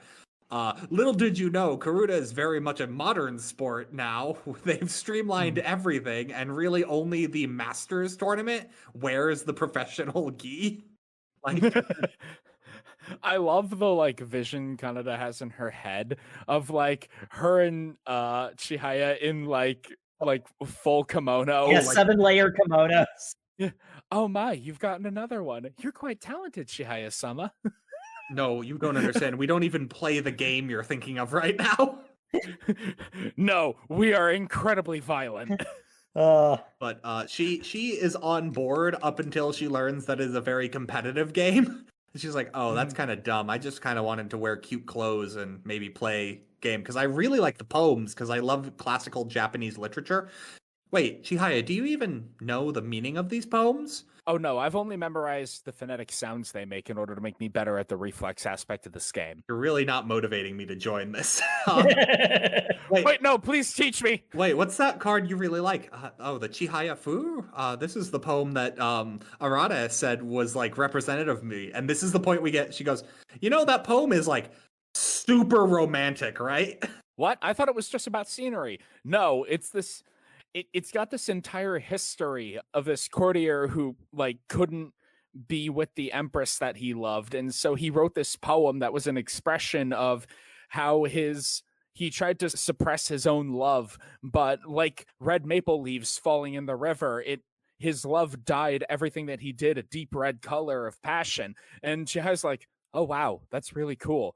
Can you teach me the meaning behind the rest of these? I'm going to completely ignore that my my childhood friend associated me with this poem. It's fine. With this incredibly romantic poem. My favorite part too, and we kind of skimmed it over, is in her letter to Arata that she sent, his whole thing is he's shook into the core because his grandpa died, and he always viewed his grandpa as like the god of karate because he was just that good. Like there was no one above him. His rank was literally eternal master. Mm-hmm. And like Chihaya in her letter just goes, I always viewed you as the god of karate. You were just unbeatable. You were an unattainable perfection. And then we get my favorite 2-panel spread of right here where it's Arata going like, I didn't want to be your god. I just wanted to be your friend. Yes. I love that line so much. That is my favorite line in this entire thing. Husband. Yes. Yes, but also the juxtaposition of the expectation these two have. The feelings. So many of them are happening right now. There is also an aspect of Chihaya does say that out loud at one point, and one of the motivating factors for Taichi is he wants Chihaya to pay attention to him the way that she pays attention to Arata, and that ends up being a big motivator for him as well. Oh, I love the subtle at the beginning, but increasingly intense layers of like jealousy that come up of Taichi. Taichi is obviously completely infatuated with Chihaya, but she's obsessed with Karada, and she views Arata as the god of it, and as the height of it. So she's either talking about Karada or him, and it is just hurting my man. Yeah. It is ripping his heart apart, and No, how dare he? He just has to go home and be consoled by his girlfriend. What is Taichi to do? His girlfriend, whose name we don't even know. Because it doesn't matter, because she is not that serious. But I mean, like the thing I really like about it is like there is the romantic jealousy, but there's also the jealousy of like, as much as Taichi likes to pretend otherwise, he's passionate about Karuta too. So like there's the factor that like he wants to be seen as that good as well. The characters balancing these different emotions is a lot of where I want to be your friend, I want to be your rival, I have these feelings that I'm a teenager and therefore can't really process very well, and like how that all interacts with each other, and it's a really good genre blend. But anyway, they got to get the club together. Frankly, we kind of went over Kanada's whole thing as she gets convinced, and what happens is she gets fully convinced by just going like, okay, on one condition, you have to rent out kimonos from my family's stall in order to whenever you participate. And Chihaya agrees because Chihaya's an idiot. I mean, you're not wrong. Also, model for the catalog for this year. Yeah, that's because also Chihaya is very beautiful, and we get my favorite side panel of Chihaya's sister going like, wait, you got a paid modeling gig? I have worked my ass off for years, and I've gotten paid modeling gigs. You're not even interested in this sort of thing, and you just got this? Yeah, because I'm pretty and interesting. And taller than you. Well, yeah, no, it's like and you just got this? Yeah, it was for Karuta. I don't understand you. Well, maybe if you got your head out of your butt, you might understand me. No. But anyway, the other two are very inconsequential. Meat Buns is literally just like, hey, you want to play with us? Sure. He gets recruited. Yeah. And yeah, sure. I used to be into this. I can be into it again. So they have an entire arc for the next character, Desk-kun. I don't feel like it's worth going into because he's very much played up as a joke. I mean, he does have a very compelling emotional arc in the next tournament. Well, it's not just that, but it sort of doesn't jive. Well, I actually have a way of articulating this. Here's what the thing about it is. Yeah, go for it. Here's what the thing about it is. We have been talking up how great the subtlety and the layered emotions are when it comes to the entire rest of this manga and all of the characters. Desk-kun is a very, very by the numbers character. Yeah. He's a character where you've seen this arc in other mangas, and it's like you've seen this arc in equal and lesser mangas done exactly the same way, and it's not, so they're like he gets to be the butt of some jokes, but the reason why it feels like a joke is because there's not like it's compelling, but it is not in the least bit subtle. It is very blunt and direct. The most compelling part of his recruitment arc is Taichi's reaction to him is honestly it. It's like, exactly. Taichi's like, how dare you like spur Chihaya? She's trying her hardest and you're being a dick about it. Like she's actively trying to help you and you're continuing your little tirade of no one wants to help you, woe is you. It's just like, this is a person actively seeking to recruit you and you're complaining about how no one likes you. Like, what is this nonsense? Yeah, and that's sort of the problem, because the subtlety and depth in his recruitment, because it's like, I think Desk-kun is another case where, sorry, I don't remember your name, I just remember the nickname. Yeah, this is another case where Desk-kun isn't a bad character, but he is not on the level of depth and subtlety as the mains, and that is noticeable. And that's sort of the reason why his recruitment arc feels so hollow. It isn't hollow, it feels so in comparison.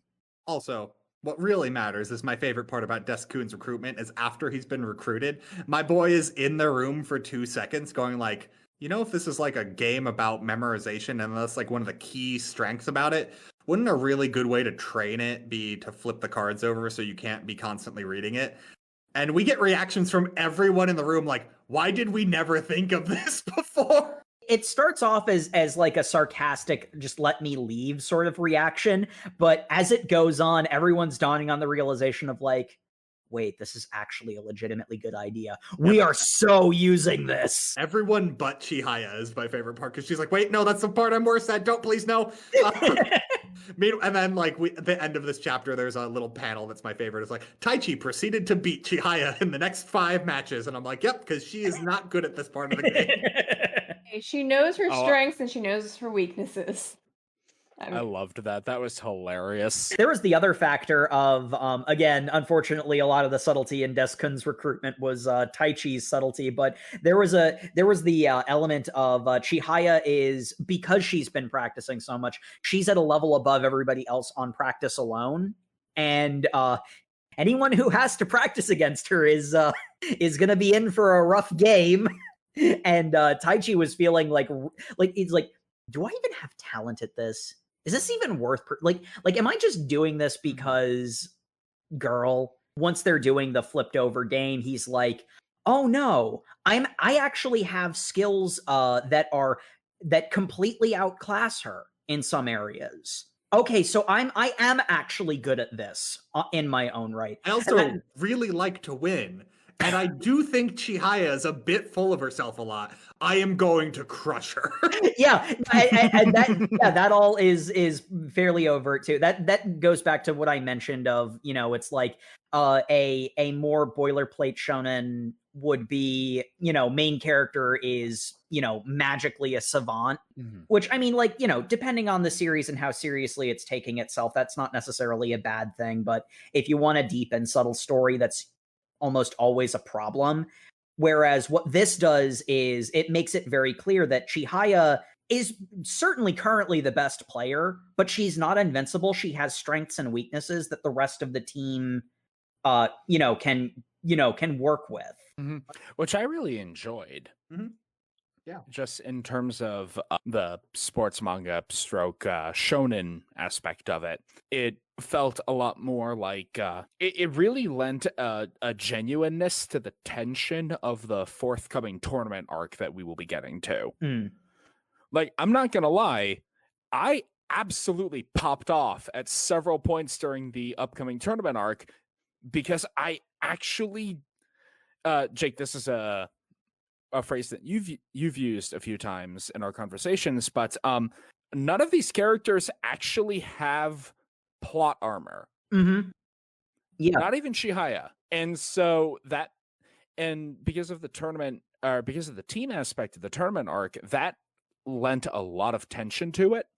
But we are still in the recruitment stroke training part of this tournament arc. Yeah, we do have a bit of a training phase, but I think to double down on that point though, Sam, I think the important thing, and this actually is something Matt called out as a really good writing decision on the mangaka's part, because that tournament before the time skip was lost, it establishes the main characters can absolutely lose. This is a game. Nobody's lives are at stake. They can lose at any time. And that is a great way of generating tension, because when the world's at stake, like, it's that classic problem in fiction. If the world's at stake, you do kind of know how it's probably going to go, and it's hard to surprise the audience. But when the stakes are all personal, then, anything can happen. And speaking of personal stakes, the training arc kind of goes off in a direction eventually. The training arc is great because we get a montage of them all having to learn how to play the game. And essentially what they come to the conclusion of was like, because this game takes so long to do a match, they can only do 2 matches before the school closes each night. And like, that's not enough to get them up to speed for this tournament coming up. And they're like, we need a retreat. And then Taichi's just like, hey, my mom and sister are almost never home. They're going to a wedding or something. We've got the entire weekend to play at my mansion. So The mansion, you say? I mean, he does not humble brag. They just happen to see. He his just house talks and- normally and doesn't understand the words coming out of his mouth are brag. They spend basically an entire day playing Karuta and only get 5 matches in of the 15 that Chihaya wanted over those 2 days. Don't you dare, Sam. You dare skip over the part where Taichi and Chihaya are setting up the mansion for the rest of their club to show up. How could you miss this part? That was great. This is my favorite part in the entire manga. Thank you for calling me out on this, Matt, because yes, we need to talk about this. Where Chihaya's like, oh man, remember when we were kids and we used to hang out here and play video games? Let's go to your room. Did you get a new TV? Chihaya, you can't just barge into a boy's room like that. It's so much severer than that. You turn the page, he grabs her, and there is a like tension in the air of like, don't you ever just casually barge into a man's room. You're too old for this. Not like there is a talking down to her, but like in a way that's like, you can tell it's romantically charged, and it's just like, ooh. Well, yeah, it kind of came off of not just he was speaking not just about himself, like and just in general. It's like, listen, we're too old for that. You can't just go over to guys' houses and just say you want to go to their room. Yeah, that's the thing. He's not speaking like out of like anger that he's intruding on her. This is a very protective anger he has, where he's just like, you are a grown woman. You cannot do that. Like. Going into a man's room, but I'm going into your room, Taichi. Oh no. Well, I mean, there is a like childishness to, because like I mentioned like the whole Chihaya, do you have a crush? Harada Sensei, you have a child's view on love, don't you? Like she is in a lot of ways really still kind of childish in that sense, and it adds to the tension of the moment because. It's like how much is Chihaya picking up on, like obviously from the audience's perspective, it's really obvious what's going on, but like how much is Chihaya really retaining from all of this? Yes, that's why he had to, in a sense, really grab her and really hit her with like, no, this is not. Do cute. not. No, it's not cute. That's Chihaya. You go outside, which is what happens. So it's kind of funny. You're not wrong. The outside part happens after they have their like 5 matches in a day, and she has like, no, we need to keep going. We're never going to get 15 matches in 2 days if we just stop at 5 on day 1. And Taichi pulled her aside. You are going to kill them. We have to stop. Guys, let's stop for dinner. Maybe if people are feeling up for it, we can play another match after. So they go to the table. They've all got their cup ramen. And they hear the front door open, and Chihaya, with her amazing ears, has already started acting. Yeah, Chihaya, with her Zenitsu hearing, is like, oh, wait, Kana, we can't be here. We can't let his mom see that he's brought girls over. They leave for some other reason, but they're about to walk back in when the door opens. No, they're all sitting at the table, and she leaps up from the table and drags her out the door. To the backyard. I thought they left for something else. No, she's just like, we can't be here. Like that's her super hearing triggering off. Yeah, and she's just like, nope. And she's explaining to him outside to Kaneda outside. No, his mom would freak if there were girls over, implying this has happened before when they were kids too. Your mom does not like girls being over. And my only thought this entire time is like, so did they bring their boiling hot cup ramen out with them? Or did the mom not question why there were 5 cup ramens for 3 people? I mean, they're growing teenage boys. I would just assume they ate it. They made 2. I don't know. And I mean, looking at meat buns, like, man's is eating good, so Sure. But my favorite part is that Taichi is legitimately surprised to see his mom, which means that he saw Chihaya pick up Kana and run outside. And didn't put 2 and 2 together. My favorite. That's just a great bit, though, because he then has to lie about he had girls over at some point. Oh, did you bring friends? Yeah. Oh, did you bring friends over? Yeah. These are my 2 guy friends. The only ones I brought over. Sure. We definitely weren't having a cross-gendered party at my house with no supervision. No co-eds here, Mom. No siree, Bob. Taichi, why is the twister mat out? Shut up. I've been to co-ed But high school then- parties. I know how it goes. Chihaya takes Kana back to her house, and I guess they're having the sleep over there until suddenly the alarm rings. Kana wakes up, full ready to go, grabs Chihaya, drags her out of bed. It's like, it's the middle of the night. Why are we going outside? And they all gather on the pier for Chihaya's 16th birthday, and it's so sweet. My heart is warm. It's so sweet. And then It's so cute. they I had love a it. cake made, and it's got the happy birthday and chocolate on the top. And Taichi takes the top of it off and puts it in Chihaya's mouth because she knows she likes chocolate. And we get a panel of her just holding the chocolate in her mouth, holding back tears because she's unprepared for this. And that panel just hit me right in the heart. Like, there was that's just like the level of like top tier. That was a great panel. During this, Arata sends specifically Taichi an email. That's the next day, Yeah. actually, I think. I thought that was at the party. That's during the same night. Oh. He sends an email of like, "Hey, Taichi, tell Chihaya I said happy birthday, and also I'm sorry about what happened." And specifically, that comes after there's a moment of Chihaya's like, "Hey, Taichi, I'll let you have the last bite of crust. Just kidding, I'm gonna eat it." And then he goes and grabs it anyway, and now their faces are Yeah. close together. She's about to eat up the last like delicious piece of cake, and he jumps in and bites it off of her fork while they're like inches apart. They're an inch apart from each other's face. Their noses are basically touching. I'm like, who? Oh, this must be so awkward for the three people you brought with you. Yeah.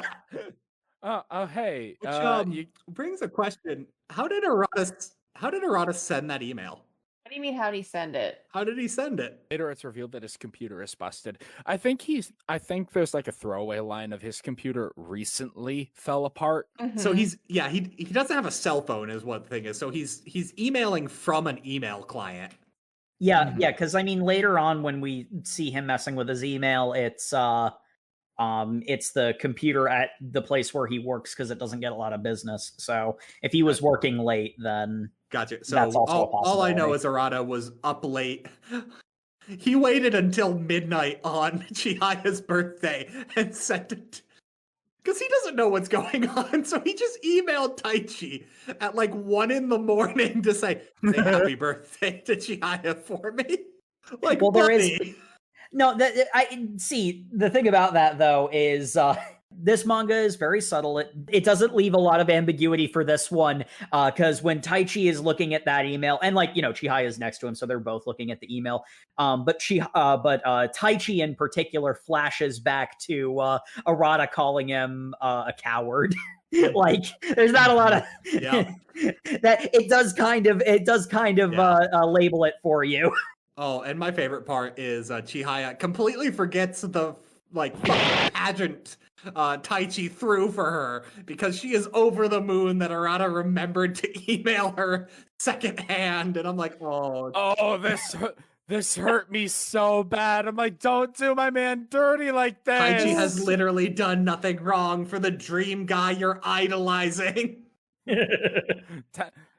Okay, Taichi Chihara is my OTP, so I'm like, don't do my man's dirty like this. I also like that he's cheating on his girlfriend every time he's with her. Shut up. But anyway, it's time for the big tournament that we will end our reading on. And everyone is in the traditional clothing. Per their agreement. Yeah. Per the agreement, They've got the flyers advertising the kimono store in a big stack. Yeah, Chihaya picks one up and is like, wow, kind of moves fast. There's no denying it. She's a real businesswoman. And then everybody else is looking at them like, why exactly are you wearing stuff again? Oh, my favorite part is of Taichi being jealous is like the various spectators are taking pictures because Chihaya is looking super elegant in her traditional clothing, and he just walks up and says, "No pictures." Menacingly. That look is only for me. Taichi, hold on. You have a girlfriend who we've not even heard of in several months at this point. And at the same time, it's revealed that Chihaya has been emailing Arata to no response for months. Oh my god, but my girl has been sending update emails day by day by day and has received no response. He's been surprisingly silent, but I'm sending them anyway. Chihaya, that is not a good thing. Taichi's just like, girl, I talk to you daily, and you're still pining after him. He is not caring. Mm-hmm. But like, it's after that he does the no photos please, and Taichi thought bubble somewhere along the line we started thinking of Chihaya as ours, and it's like, dude. Yes. Well, at least he's starting to figure things out. He is on board. He's starting to admit it. Understanding the nature of the throuple. Yeah. Yes. Again, just poly up already. Gee, Sam. What? I'm just saying, if I know how shoujo deuterogonists work, this is what she wants. Yeah, that shoujo deuterogonists are always willing to share if you convince them. Look, Jay, I'm just saying I want what's best for all of the characters here, and obviously our primary three all love each other, so... Do they love each other, or do they just love the same... Yes. Okay. I don't care if I can only have 50% of Chihaya's heart, as long as if I know she still has cherry blossoms within her soul. That was bad. Look, both of them love Chihaya, and then they squabble with each other in... And both of them are tsundere for each other. So cut out the middle, Both of them are tsundere, and then they can be in a relationship. Exactly. I don't even know what's... It's basic math. Oh my god. Basic math. I would respect respect Chihayafuru for doing that. At the very least, it would be unexpected. Anyway, tournament arc. Lero is here. He doesn't have tarot cards. He has Lero cards. Yeah. He's leading into the nickname at this point. He's just resigned. He's just like, whatever. He has understood he is not a person, he is a bit. My favorite part. If only we could all be so self-aware. My favorite part is this is a round robin tournament, presumably between like 5 teams. So like there's so many matches, and we skim through most of them because they steamroll. An important thing to note for the stakes here, dear listener, though you should have done the reading already, is that they are doing the qualifying tournaments to go to nationals, and during nationals there is 1 team per prefecture, and since Tokyo is so thickly inhabited, there's a lot of competition there. So they are doing the qualifying tournament in Tokyo to be the ones to go to nationals. As Matt was alluding to, we do breeze through most of them in order to get to the all-important final match. The main takeaway from breezing through all of them, though, is that Kana and Desk-kun, Meatbuns actually is good at tournaments is the problem. Meatbuns is doing fine. Sorry, it is Desk-kun who is having his character arc. Yeah, Meatbuns and Taichi are both like fine. They're like upper end of the competition, like not the best of the best there, but both of them are solid. Both of them are relapsed pros reawakening to their passion. Yeah.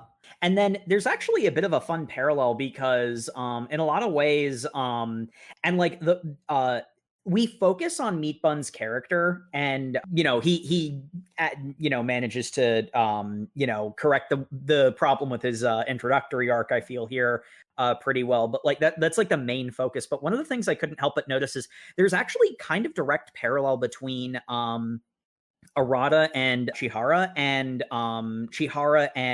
Kana, because like she's the one who's like the invincible master now that everyone is comparing themselves to, and like the joy that Kana gets from getting a card off of somebody parallels the way that Chihaya was at the beginning when she was learning alongside Arata.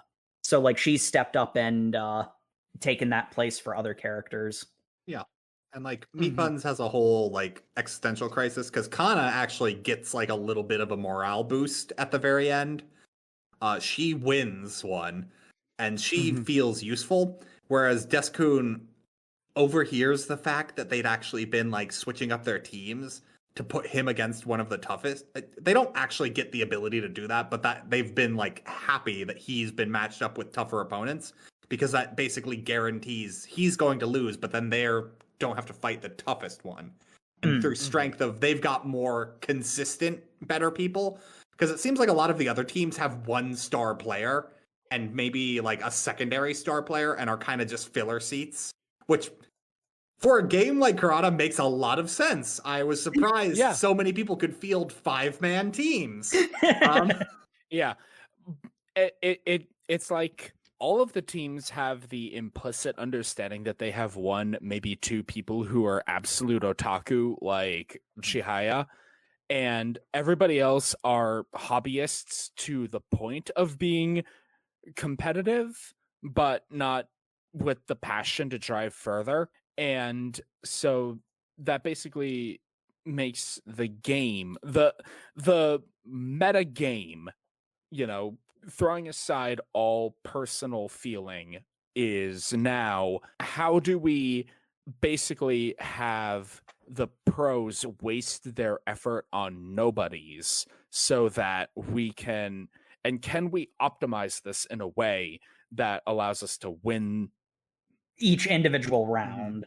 Yeah. And like one thing I really like about this tournament arc is they actually go into like a lot of meta strategy, because they're kind of over the people who are good at karate no longer need to be like, well, how do I be good at the individual game? I know how to do that. I just have to be better at like small incremental things. But like the main crux of it is just like they come to realize we're playing individual games. That's not good enough. We're playing against teams because our team morale is suffering. Because Deskun is over there feeling like he's a seat filler, to the point that he goes, hey, guys, I'm just going to go home because if you're just going to set me up to lose every single match, there is literally no point of me being there. Like, if I have to lose anyway, I can just throw my match. It doesn't matter. Oh, yeah. Oh, it's almost like impersonal meta play is extremely dehumanizing and is hurting team morale overall as a result. Yeah, and in a lot of ways, it's actually similar to the situation, the first team match that we saw. It's a played straight version of that, because as much as Chihaya is now in the position of being, the strongest player, the vision of perfection for the rest of the people next to her, she still has a lot of places to go. She still has a lot of growing to do. She almost realizes too late that she's just not paying attention to the people around her. She can't just win this all on her own. And then the problem is that realization, because she is a beacon of light who is just so emotionally driven, that guilt wrecks her and sabotages her semifinals. Like, the semifinals for her, she is constantly like, everyone else is super happy. And then we're used to Chihaya being like beacon of sunshine, flowers everywhere. We cut to her, half her page is shadowed black and she is just morose, going like, I guess I'm playing. This isn't fun anymore. What's happened to the game I love? I've become too obsessed with winning. I'm hurting the enjoyment of my friends. Am I so concerned with the W that I'm not enjoying it anymore? Maybe I deserve the L. Taichi literally hits her upside the head and says, stop being a bitch. Yeah. And I love it. He chops her on the head and says, okay, here's what we're going to do. We're now centering around our morals. I will be the center player so that I am evenly distanced between everybody. That way, I can shout encouragement to everyone at the same time. Because I'm the most vocal one. Yep. Chihaya, Meat Buns, you're on the end. You're the most experienced besides me. So that means that you will serve as anchors. Kana, Deskun, you're in the middle. That way, you're getting encouragement from all sides. And now we are going to win this final game. Let's go! Barely survived the semifinals, and Deskun had a pep talk in the meantime. I think the big thing for him was that he saw how like not that he was like feeling guilty that he had done something wrong, but he saw how him leaving affected Chihaya, and he realizes, oh, she was that way because of how passionate she is. I see what's going on. And then once also Taichi is the diplomat in the room. It's a very human moment of balancing your own emotional need with the responsibility of how what you're doing affects the emotions of other people. And again, I really respect this manga for being that nuanced. Mm-hmm. The entire team is ready to gun in, and they are up against a basically undefeated team that has been seen as a foregone conclusion for going to nationals year after year after year, which includes Lero. And their captain, Sado, the S stands for sadist, if the name didn't tell you that. Oh my god, I have never seen a more cartoon villain. Yeah, I was about to say, Sado is as Yu-Gi-Oh as this gets. Yeah. He really does. He literally will like call for timeouts so he can stand up and stretch because he enjoys looking down on people. Yeah. And he specifically wanted to standing up and stretching while she's staying in position. Yes, looking down on someone gives me power. Well, the line for me where I'm like, okay, tone set for this was he says, put me up against because like the Lero cards are to divine what the team order is going to be so that they can get the optimal team order, and they're never wrong, and they weren't wrong, so I don't know quite how that works, but okay. They're right 80% of the time. Sado is like, put me up against Chihaya. Why do you want to go up against Chihaya? I want to bully pretty people. Yes. Okay, like, buddy. Okay. He knows what he's about. I can't feel too bad on him for that. My favorite part about him is he knows that Chihaya's signature card is the Chihayafuru, and he takes that one. Of course. My card. Mm-hmm. Oh, what? Do you like this one? It's a shame that it's my property now. Oh, because while they're setting up, what happens is Chihaya, not caring about people and not being aware of herself, flips up her head, knocks him in the nose, and steps back, and she's just like, oh, excuse me. And he's just like, say you're sorry. And she's like, I said excuse me. And he's just like, that's not apologizing. Well, I think he leaned forward. To intentionally get hit too. Yeah. I read that as him intentionally getting hit, and she's like, oh, sorry, excuse me. Say you're sorry. I just did. I said. No, I want you to grovel and say, I'm so sorry profusely. He's like, I already said I'm sorry. No, I don't need to say it again. Excuse me is not an apology. I kind of loved the fridge logic of Chihaya being like, I said, excuse me, are you deaf? You'd be very bad at this game if you are. Yeah, he's but yeah, no, he's absolutely leveraging this intentionally. Because it's because you didn't apologize to me as a line later on. As he's beating her in the first half. Mm-hmm. Or after he gets really weird towards the end. He's really weird the entire time. And then he's like, wait, is she into me? No, you just did something that reminded her of Arata, which caused her to have the romance protagonist look. Yep. Yeah, that happened. Which, in all fairness, Sado does a lot of things. Thinking she's into him at that moment is not his fault. Yeah, no, I agree with that. Mm-hmm. The one time it's not his fault, yeah. But as I said earlier, I popped off during this tournament arc, and specifically this was why. Because, again, none of these characters, in a narrative sense, have plot armor. Any of them can die, air quotes. Any of them can lose at any moment. And it does come down to 2-2 on the teams. Between Chihaya and Sado, whoever wins makes the team win. And they are neck and neck. And I mean, the thing about this is they could go to nationals next year. They don't have protagonist privilege here. There can be something else that fills up the space of other tournaments or introducing other characters. they could go to nationals next year, but you know what that is? That's the excuse of the week.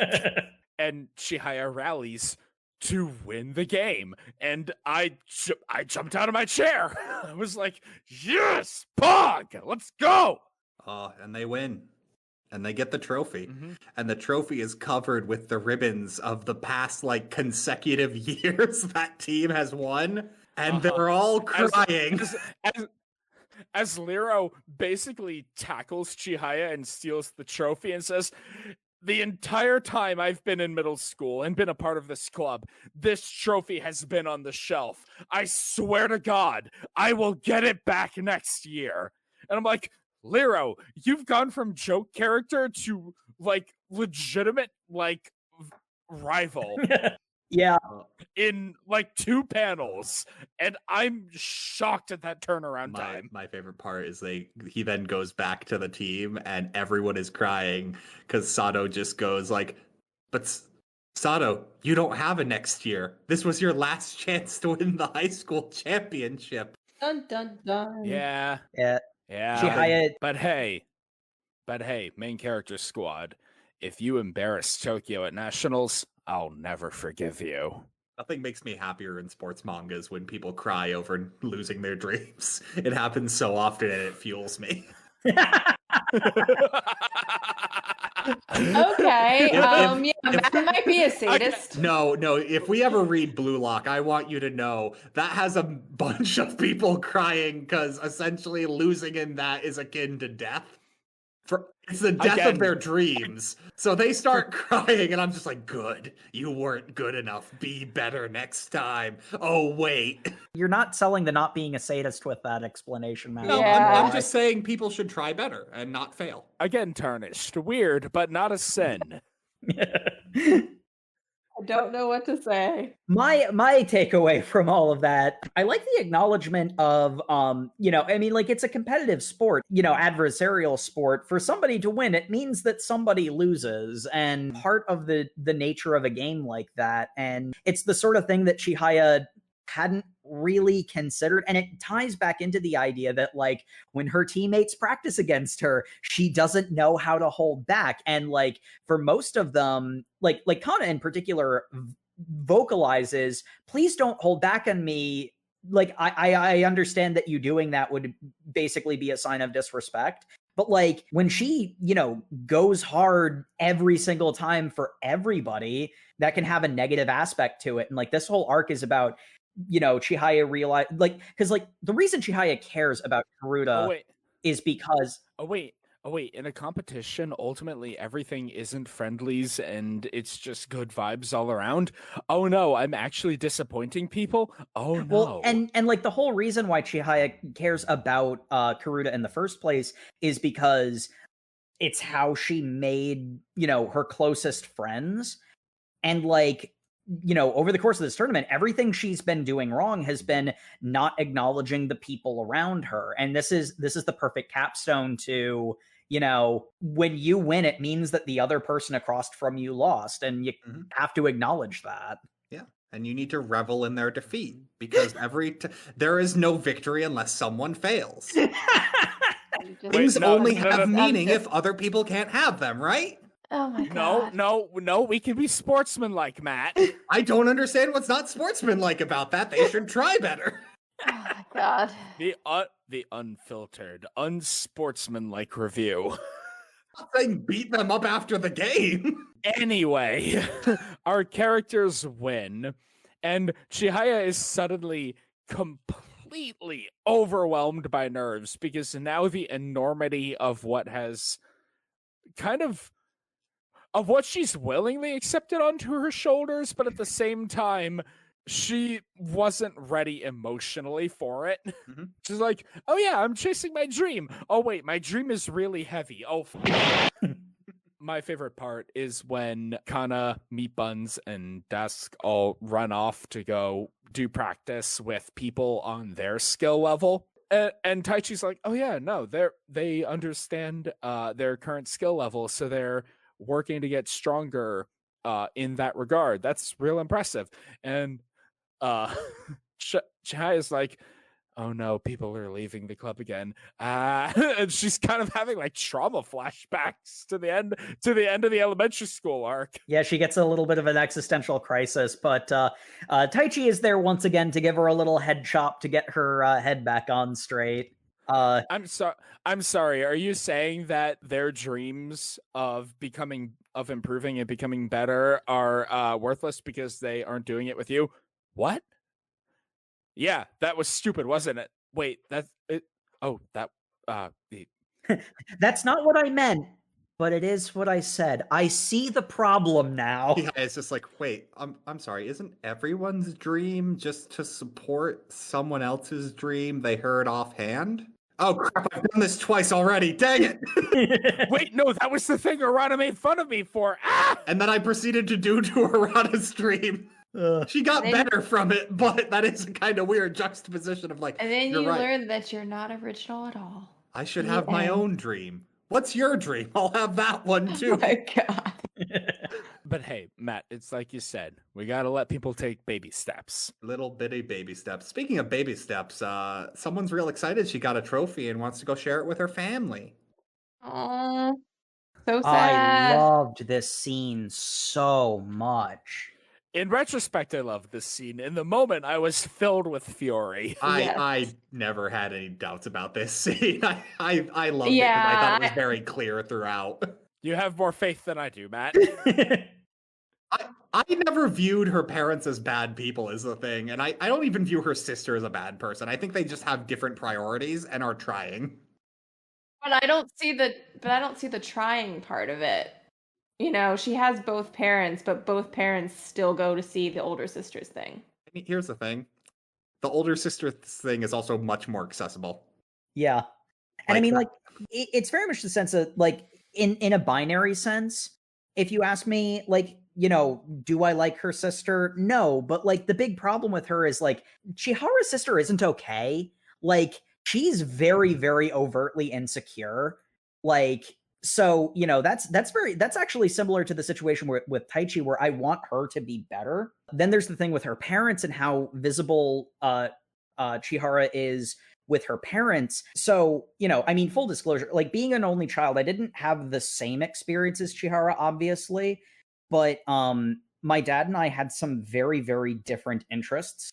And there were a lot of cases where we just weren't good at communicating with each other. And I would I would achieve something and be really proud of it and feel like he couldn't even see me. And then, you know, one of the most validating things in the world is realizing, no, dad was paying attention and he does understand how much it means to me. And, like, you know, even if he doesn't necessarily understand it entirely himself, he does care and appreciates it. Jake, I just gotta say, I've had the exact same experience. Yeah, and it's like there's only the one scrapbook for Chihara, but when she sees that, like, it's not just the one page, you know, it's not just the one newspaper clipping. There's, you know, content in there of, you know, it's not that the parents are actively unattentive or anything. It's that they're not necessarily the best at communicating it. And as someone who had that issue with his dad, you know, I really felt that. It hits really hard. I also get the vibe that Chihaya's real bad about communicating it too, because I think she purposely self-censors a lot of things. Like when she didn't even bother to ask for money for the train ticket because she's like, no, my sister needs that to fly to her thing. Yeah, and looking back on it, to be clear, like, I know that I was a part of the problem too, you know, with my relationship. Like that is such an excellent example of the subtlety of this manga, because, you know, it's like there's a lot of cases where it's like I literary analysised my way to seeing the subtlety in it, but that was a lived experience. You know, she could have been more vocal about things and said, it's like there were a lot of cases where she'd say, hey, I did a thing, and like it was bad timing, so her parents were like, in a second, and then walked away, and then she never brought it up again, you know? And it's like, say what you will about the parents not paying attention in the moment, but you could have said something when it was a better time. And it's that real experience of could have brought it up again, but at that point, aren't you hyperfixating on your own achievement, or aren't you being a braggart, or is it just bringing up something at the proper time? I don't It's know. a It goes balancing act. both ways. It's a balancing act that's impossible to know. Yeah, because I feel in my own experience as an only child, it goes both ways. Because in that instance, like my parents, I suppose I was fortunate that a lot of my interests, except for like a very fringe couple, like my parents knew or shared in some way. But I mean, it's also the fact that my parents, say it was poor timing or whatever, they would bring it up later. Yeah. And say like you were saying, like, so I think it goes both ways, and that's kind of what I was referring to, as if, like, the parents could have done more. I was not sold on the parents being as attentive as they could have, even if it was poor timing. Yeah, I agree with that too, because it's very much the case. There isn't a right side to it, like we're seeing it entirely from Chihaya's perspective. So we're definitely more sympathetic to her in that aspect. That's just the subtlety of it, because I guess it's the aspect of it's always her older sister first and then Chihaya. That's, not great. But it's not as simple as parents bad guys. And I love that. But I will say, Matt, it is well documented on this podcast that you are the one among us who is enlightened to sibling I dynamic. love to be talked about how sibling dynamics work from you three. I think it was a great little dissertation you put on there. Please tell me what it's like. I just expressed my own lived experience. Yeah, that's all I did. I'm going to say I did not think that I have never really thought her sister was that bad. I think her sister is self-centered. That doesn't make her a bad person. Yeah. And I think what has happened is because what we get is like they're too busy talking about she's going to like a photo shoot or something. And the dad just goes like, "Hey, the one thing I love is helping out my family, and the two things I'm good for are paying off my loans and making scrapbooks of my daughter's accomplishments." And I'm like, well, he said daughters, so clearly he acknowledges he has two. And then at the end, when Chihaya is going through the catalogs and notices he has like an entire scrapbook of all her like karuta accomplishments, I'm like, yeah, obviously he did. He cares about both of their accomplishments. The thing is, like, it's just a fact to say, her older sister has a much more relatable accomplishment. It's much more easy to be supportive of someone who's just like, oh, you were on TV? Let's watch your TV spot together. That is a 30-minute investment, not, oh, the entire Saturday is going to be watching a card game I don't understand. That's a 6-hour tournament? That's a cheap out. I think as a parent, you can at least drop by. That's what I mean. Like, that sounds like a cop-out. I'm kind of the mindset that if you're going to be there and be lost and bored, is it not better to be able to celebrate with them after because here's the thing. Chihaya's not looking into the audience to see who's watching her either, is the thing. Like, that is not the vibe of that tournament. She's looking for affirmation for her victory after it's happened. She is wholly within herself in that moment. Yeah. What her dad could have done is that he could have said, oh, this is another thing I can put in my...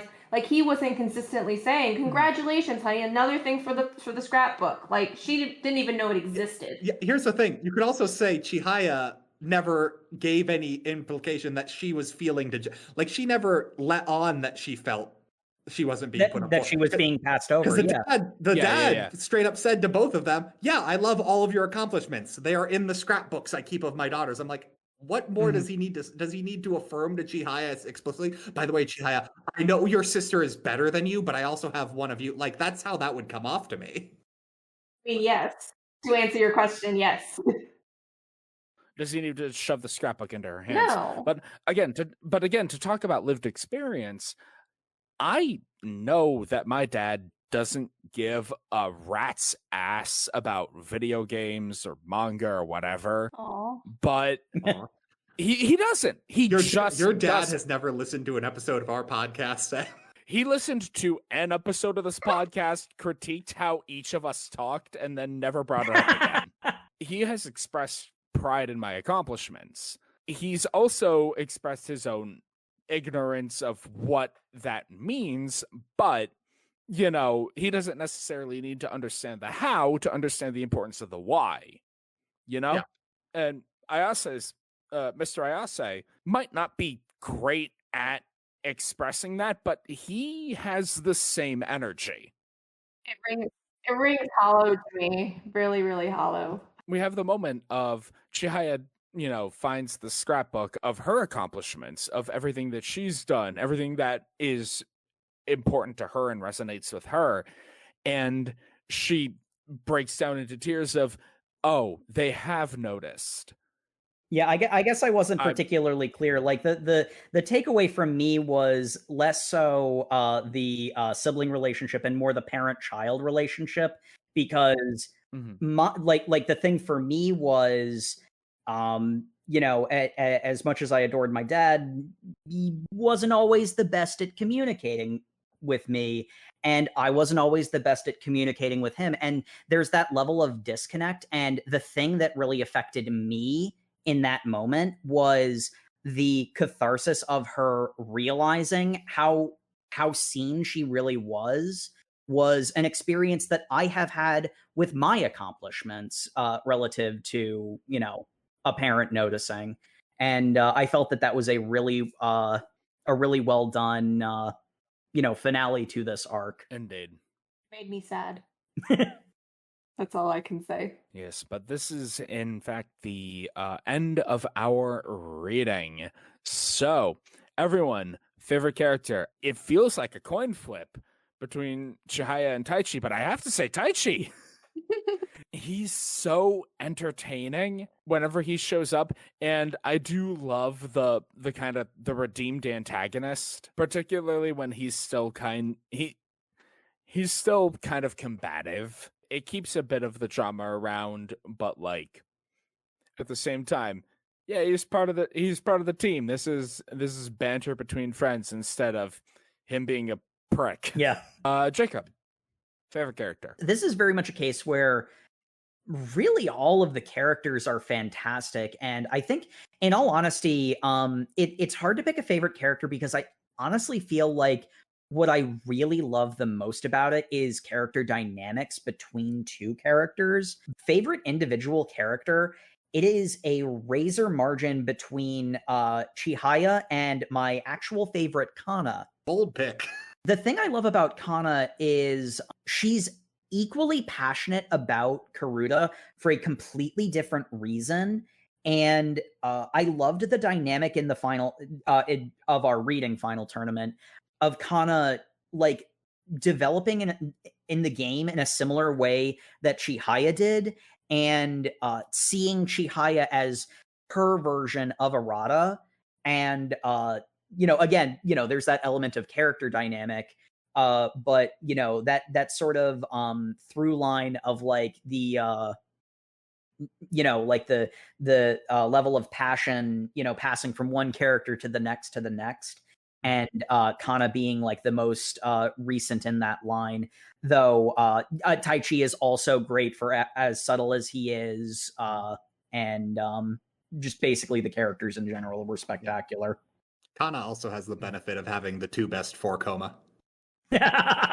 We learned that in addition to loving traditional Japanese clothes, she loathes t-shirts for some reason. Two big reasons. Come on. So Matt, favorite character. Is it weird that I kind of want to do the meme answer and say Kana because I really loved her for Koma? They were really funny. Arata also has a really funny for Koma where they complain about New Year's money, and Arata's dad is just like, that's insane. No one could get that much. That must be his father's bonus. But I don't know. I really want to say Arata because I loved his character in the prologue, but like if we're reviewing the section we read, he's just so absent from the second part, and I love that about it. But like to rank that as my favorite character when he's not so much a character as a motivation for Chihaya is the thing. Yeah, he's more of an idea at that point. Yeah, even like when he gets he like walks in on the email of Chihaya notifying him all the way up of the tournament status, he's there refreshing the page over and over again because he needs to know if she won. And like that's a really good character moment, but like he's just in so little of it. I feel bad mentioning that. I mean, Taichi is just great. He is the driving force of this, which is insane because Chihaya is so strong and point of everything. But like, Taichi makes Chihaya better is the thing. Like he plays a support role the entire way, character wise. Plus, Taichi also has a really good 4 coma. Yeah, where the three boys talk. Taichi's very out of character in this 4 coma, I'll mention, but it's the 3 boys talking about which one of them they'd want to date. And the 2 other boys are just like, Kana, why? She has big boobs. Well, no, they're assuring Taichi that it's personality, and Taichi is like, she has bigger boobs. You can't just say that out loud, Taichi. Also, if we all went on a date with Chihaya, she'd just talk about Karuta the entire time. And I'm like, ooh, that's such a good 4 coma, but Taichi, the way I know him, wouldn't have done this. It's a 4 coma. It's a funny bit. That's the point. Yeah. And Jay, favorite character? I will be out there and say I don't have a favorite character. I like the way they kind of interplay off of each other, and I like the fact they have their own. Nobody is held up as a perfect beacon of, flawlessness. So, but if I had to pick one, I would have to pick Chihaya because she is adorable and witty Indeed. and just, what do you say, naive. Yeah, I was about to say witty. Witty in a sense. Yes, her naivety comes off as being very like. Oh, accidentally witty. Okay. Yes. In a wibbly wobbly sense, yeah. There is one thing we are given concrete information about Chihaya. She is successful in spite of not being super intelligent. It's in the second tournament is the point where it's like, yeah, we're going to rip the Band-Aid off. That wasn't implied. She is as airheaded as we have made her appear. Because up to that point, it's like, is she just inattentive, or oh no, you're just not good at thinking? Got it. Thinking hard. Would you continue reading? For me, this is for a lot of the things where it's like, I didn't know what this was. I guess it was pretty good. I'd continue reading if I had to. No, for me, this is a very solid yes. Like, it was honestly difficult for me to stop reading at the prescribed point of the episode. Like, I'm probably going to seek out the anime and you should. It's continue great. reading beyond. Good anime. It's really pretty. Indeed. So, Jay, would you continue reading? Absolutely. That's why I chose it. It was recommended. I've heard great things. I had not read the manga, but I had, sneak peeked glimpses of the anime. So yes. All right. Jacob, would you continue reading? It is a near perfect blend of 2 of my favorite genres and has really well written and subtle characters. I wish I knew about this sooner. I love this series and will definitely read more and sing its praises like that ProZD video. All right, and Matt, would you continue reading? Yeah. This manga is like a weird cross section of everything I love. Like, it's insane. Like, it has the tropes of a sports manga that I'm a sucker for. Like, it's really good. It's got a good structure to it. And then on that structure, it builds in, like, real, almost cheesy will they, won't they romance in, like, a real strong vibe. And you get, like fun romantic tension throughout all of what they're doing. But it's also still a sports manga. So there's, like, a group goal of, like, oh, we've got to remain teammates, but I want to be something more, but we can't be honest with those feelings. And I'm just like, ooh, this hits so many flags. This is like, man, if this is weird because I love this and Chainsaw Man, and I would consider them both like made for me. But, like, yeah, this hits like a lot of things. The duality of man within one man. I have not enjoyed a romance sports manga this month since I read Cross Game. This is really good. Hell yeah, dude. All right, and thus brings us to the end of this episode of the Over Manga Cast. Thank you all so much for joining us once again. Remember to follow us on all of your social medias, where we are at Over Manga Cast on Facebook, Twitter, Instagram, probably something else that I don't pay attention to for the sake of my mental health. Also, check us out on YouTube where you can comment on individual episodes. We appreciate reviews on your podcatcher of choice, really helps us out. Indeed, indeed. And of course, if you have any suggestions, please feel free to message us on Twitter, where we are again at OverMangaCast. And tune in next time, where the romance isn't slowing down. In fact, it's almost weaponized, because love is a battlefield, but actually. Kaguya-sama, Love is War, chapters 1 through 20. Oh, I've been looking forward to this one. This is going to be great. Yep. Indeed. Yep. Read that, and we will see you all next Thursday. Good night, everybody. Good night. Good night, everybody. Good night.